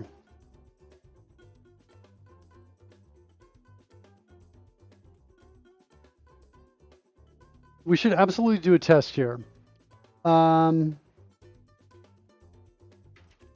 Get thrust vector. Let's go look at that. I want to jump in this code. Get vector to ship center.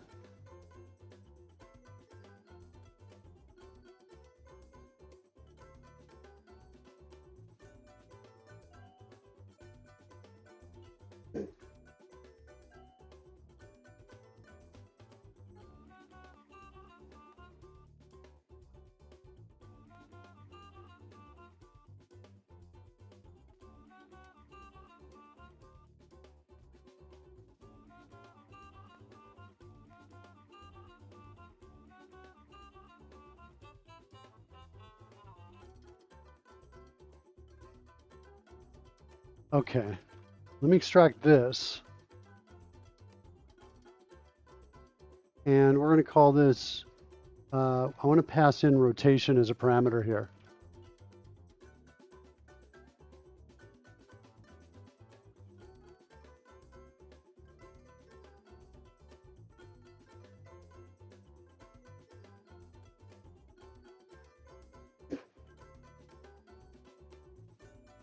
And we're going to call this, hold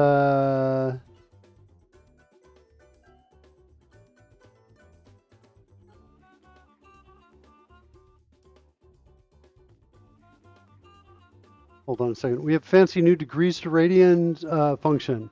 Oh yeah, thanks. Angle in radians is equal to math.ex dot to radians. There, rotation. Thanks for that. That Edmund's taking care of us there down there. Thanks so much, Edmund. I appreciate that. I'm not sure. I want to just look at this. This is called only. It's called from several places. Great suggestion.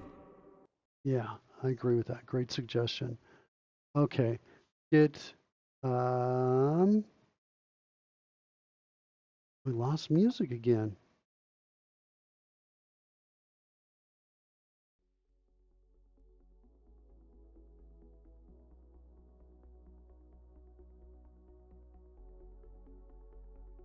Get head center point at angle.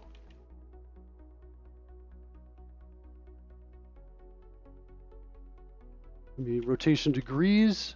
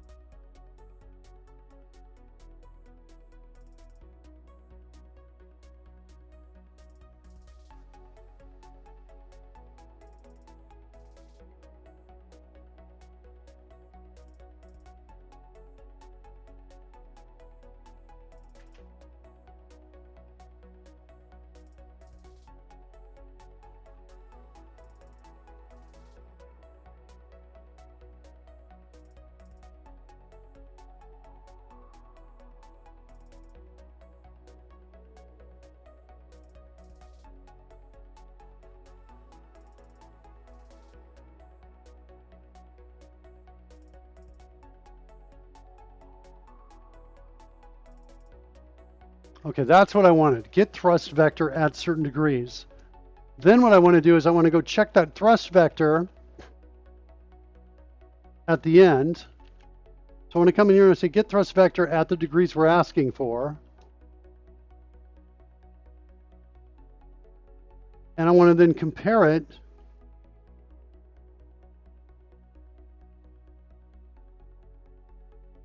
maybe future thrust vector.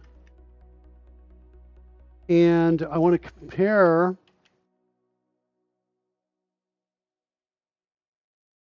the target horizontal thrust with the thrust we're going to get from that. Is what I want to get. Is what I want to do.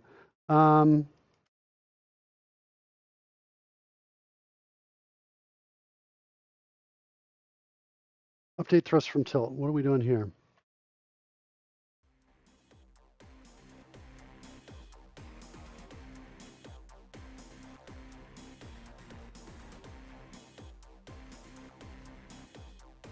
Required delta thrust. Yeah, I just want to see what's happening in here. The thrust vector we get here. What are we doing with the thrust vector? We multiply it by available thrust. Down in here, what's our available thrust? Get scaled engine thrust per level times this dot thrust. That feels like a reasonable thing to multiply by down below here. So we could say that means our future horizontal thrust is going to be equal to this dot get available thrust times future thrust vector dot x. And I think I want to set a breakpoint here and kind of step through this is what I want to do. That's what I want to do.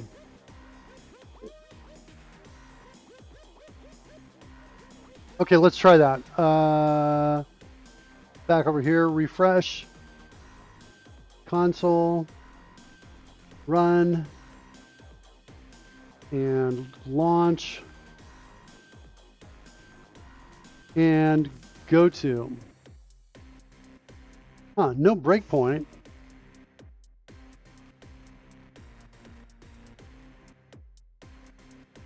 Whoa, whoa, whoa. Horizontal velocity is off. That's an error message we're sending out, it looks like. But we're kind of jumping the gun out there. My new tilt is negative 45. Why didn't we get our breakpoint?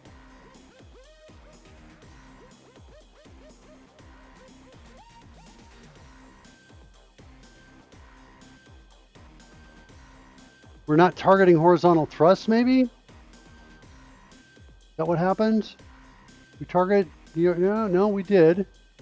Calculating tilt from horizontal thrust. Oh, that's it. Thank you. That's exactly my problem. Okay, one more time. Guess I don't really need to refresh, but launch. Go. There it is. That's the other one I want. This is the one I want. All right. So my theta degrees is saying it's 80. And then we're going to make it a negative 80 degrees.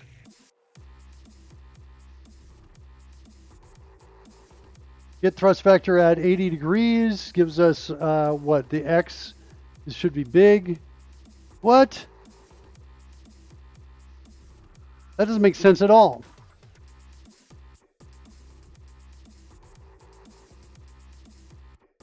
Why is that? I wish I could change the execution point and come back up. But I don't think I can do that. Set next statement, no such thing. It's not working. So try again. Well, I'm here. Again. Got 89 degrees. So now we're saying we're 90 degrees out. My countering thrust is 3. My horizontal thrust is very small, is what it's saying. There we are stopped. Is it because when we get there we are stopped? I don't think so. If I understand you correctly, I've got a couple different interpretations, and my answer is no to all the interpretations. Okay, I wanted to step into here, because this was returning an unexpected answer to me. Let's keep stepping in here. Spaceship center, we know that one works. Get vector to ship center. And we're passing in this rotation of negative 45 degrees. Get head center point at angle at negative 45 degrees. Whoa, that's not us. This is something else. I don't know what to do here. How to get back to where we were. I guess I got to go back and set a breakpoint. We were here. I don't think that was us. I think that was another thread. It looks like we continued running. Having not a smooth time here.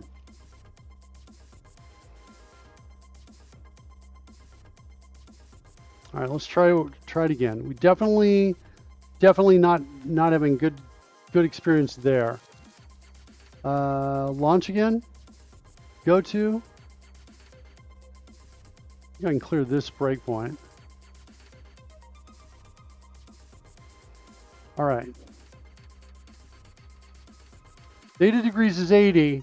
My thrust vector is coming back. X is 0. Y is -1. It's totally wrong.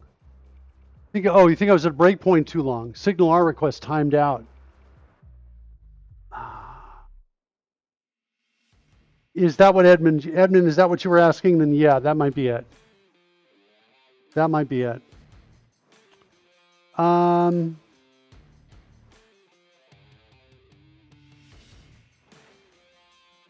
Thrust vector's wrong. Get vector to ship center is, I think, my problem space. What will we get in here?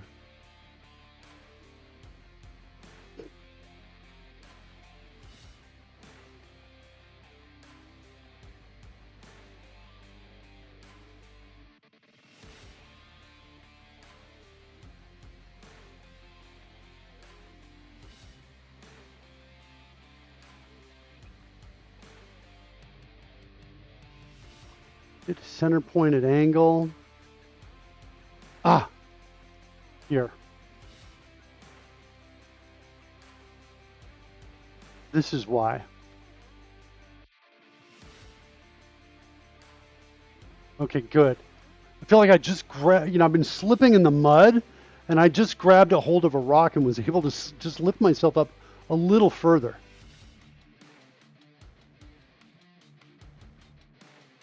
Okay, run. Uh-oh. Visual Studio appears to be unresponsive. And it just killed everything? Is that what it did? What's going on? Why am I building? You continue in Chrome. Maybe too late. Doesn't look good.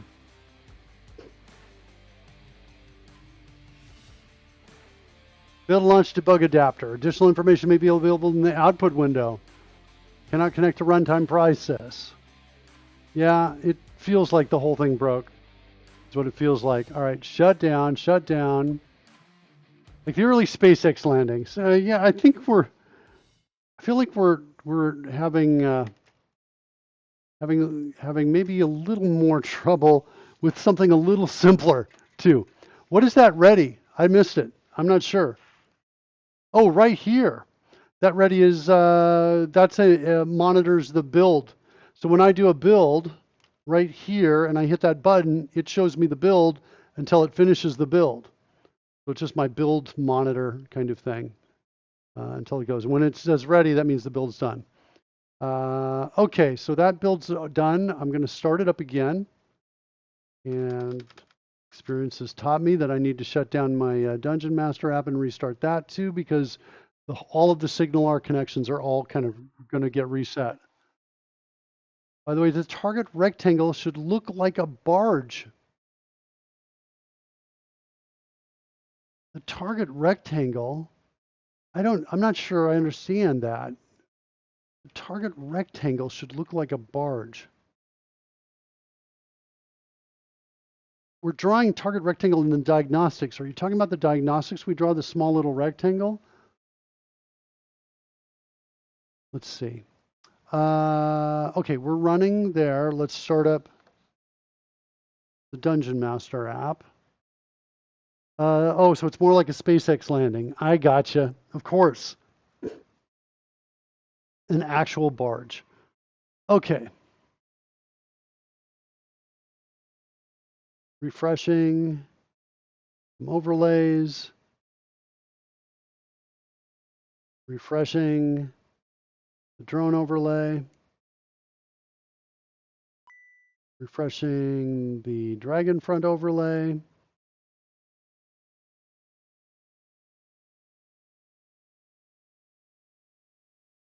And what do we got? We've got localhost. We've got the Dungeons and Dragons app is kicking in, coming in here. And we'll be able to get music started now. And what else? Rotation degrees, where this part was wrong. That was showing us incorrect information. Okay, so let's get back to the debugging. Markflies overlay, launching up.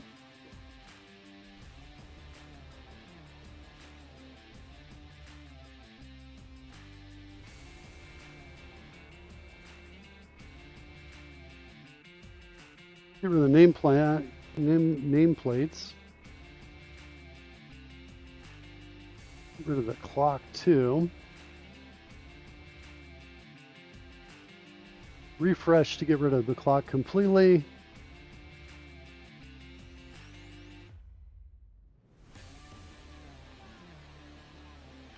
And I think we refreshed here. Let's get the drones. Or the drone of me gets vector to ship center. I don't think we need that breakpoint anymore. And go to, well, we don't have the breakpoint. Why aren't we hitting a breakpoint? Oh, here we go. Now we're on it. This is related, of course, to this right here. Okay. So let's see what we got. Our new tilt is going to be equal to 80. Future thrust vector at -80 is now much more reasonable numbers. I got my X is almost a +1 and my Y is small because I'm at a degrees of 80 degrees to the right. Should have changed this to new tilt instead. And then the future horizontal thrust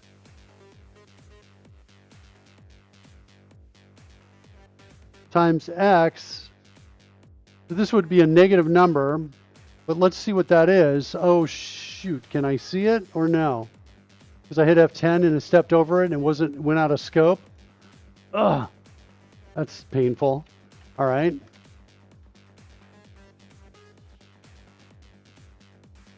So I got to do something like this so I can see what that value is. Set a breakpoint there, which I can't do till I refresh, I think. Let me hit run. And let's refresh. Paused in debugger, it says. I don't see it paused over here.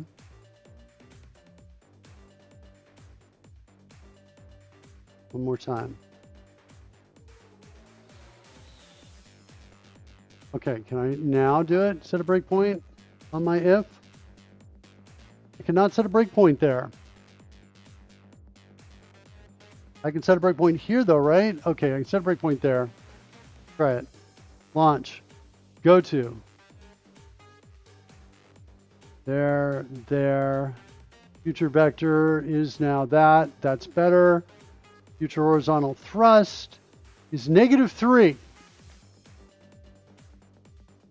And we wanted it to be a -5. So the tilt is too much.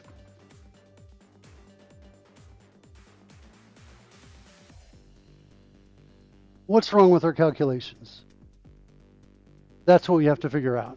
Let's at least document our problem.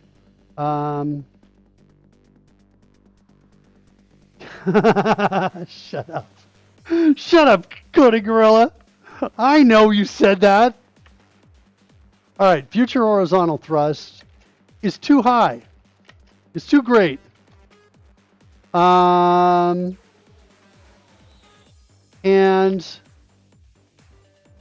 we're seeing it at it's like the magnitude is too great. We're seeing it about like -3 point something. -3.11, and we want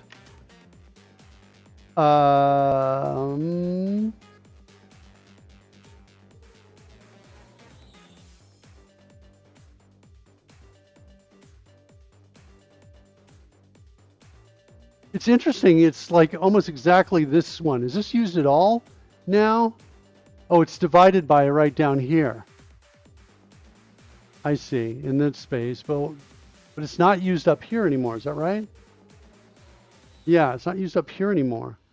It's kind of interesting that this number is really close. The -3.11 is close to this. It's not actually that close. 3.11 versus 3.15. Okay, it's just coincidence. We want it to be -0.5.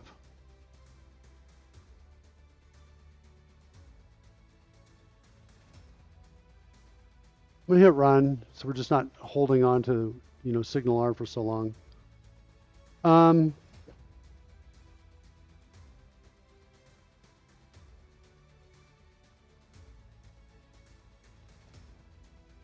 So our first problem is here.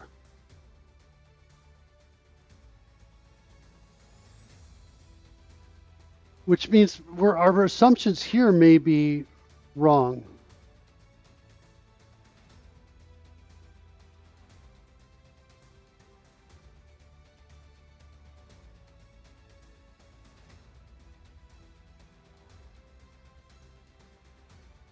Which actually means, should they be flipped? Asked Edmund. Well, you know what? It doesn't hurt to try, because, the power of my brain right now to know exactly what's wrong is apparently insufficient. We'll try a flip. We'll see what the flip does. Let's refresh here.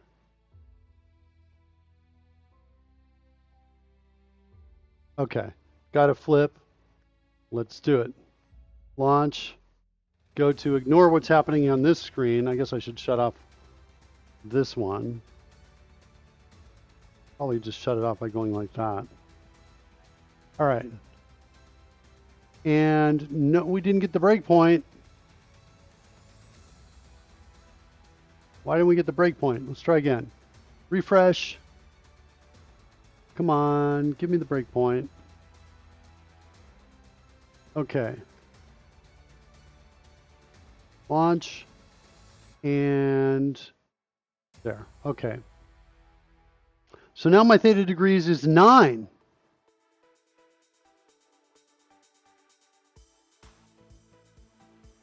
What's my future horizontal thrust? Whoa! Whoa! You see that, kids? Edmund! Edmund, you just won a brand new fanfare, buddy, for all your help. Kicking serious butt here. That got us definitely a step closer. Edmund's on the SpaceX team. Edmund, you want a fanfare? Let me know. Tell me the subject matter. That's why I make the big bucks, Edmund. Oh, clearly. That's awesome. Okay. Way better. I'm not necessarily a fan of that negative, that -5, whatever, but I think we have a problem earlier on, but that was totally it.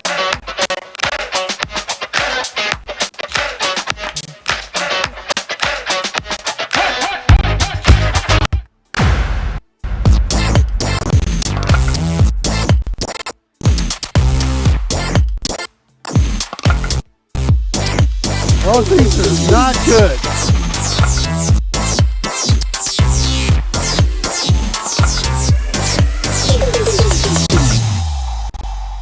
What's taking up my processing power? By the way, kids, I think I've talked about it before, but we got sometime in the near future, I ordered a second a second mounting kit from these guys. These guys, I got this on Amazon, and it was on Spanish Amazon. And I'll tell you, when I got it, I was like, all right. I see there in the description it says LGA 1700, but it said kit disponible or something like that, which means kit is available. But I just thought it was included. 1700 support, LGA 1700 support. So we got it. We build. We're doing the build live with Richard Campbell, and we get to the point where it's time to mount the CPU or mount the CPU. The bracket, the cooling block bracket for this on the CPU, and it doesn't fit. And so I order a new part, and that was almost 2 weeks ago. Tomorrow it'll be 2 weeks. Hasn't shown up. So I contacted them earlier this week, and I said, hey, when's it going to be here? And they go, well, you ordered it in a way that can't be tracked. And I go, can we order another one that can be tracked? And they're like, all right, Mark. But here's what you got to do. Order it, then send me an email immediately. So I waited till the end of the day, just in case it was going to arrive. And it didn't arrive, so I ordered a second one, sent them an email, got an email back that's saying, okay, great. Here's your tracking number. It should be good tomorrow. So they're not shipping it till tomorrow. So they're shipping it tomorrow, but I'll be able to track it. Richard Campbell, by the way, is going to be traveling next week, actually to a place not too far from where I am.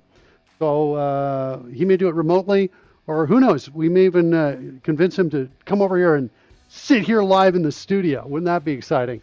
That's kind of what's going on there. You know what I'm going to do, kids? I'm going to, you got us close here.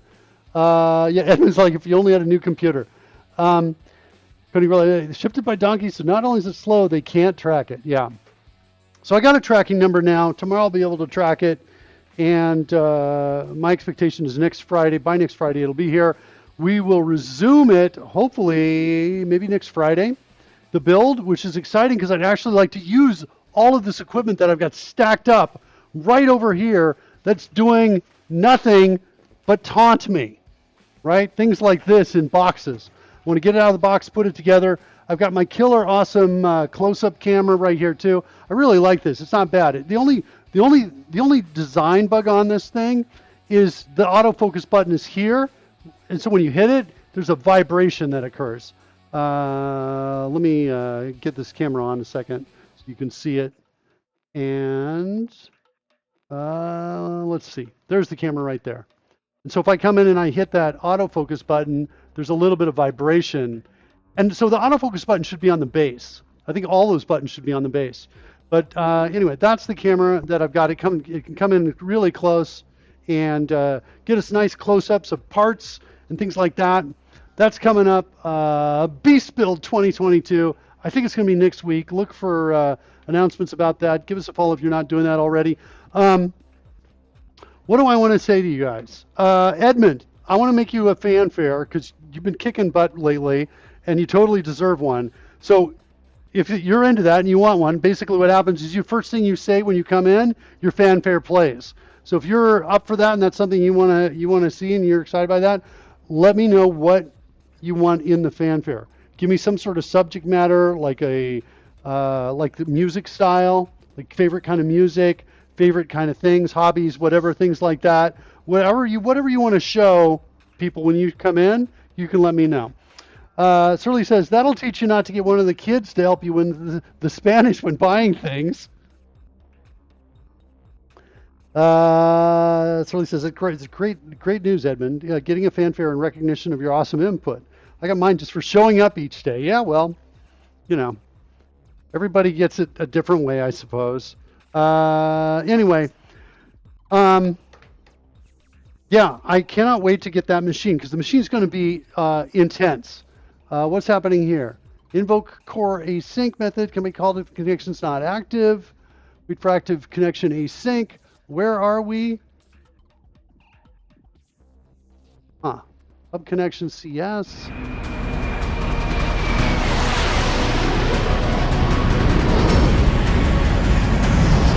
Oh no. Edmund's Edmund's a fan of Mondays. He's in the house. Edmund says, dumber than me theme song. All right. Jetsam says, well, there it is. Jetsam, I'm so glad you're here, buddy, but we are shutting down now. I'm gonna raid you guys. I'm gonna send you guys off to somebody else. We're gonna stop there. Edmund got us a step closer. Thanks, Edmund, for that. Got you dumber than me, but I need something else. Just your name? I can do that too. Edmund311. You've been lurking. All right, Jetsam. Well, then that's good. I'm glad you said hi before you left. We'll send you over to Tim Baudet. All right. Looks like some code in the background. Yeah, see you guys all next week. Have a good weekend, everybody. Take care. Glad you guys are with us. And here comes your raid.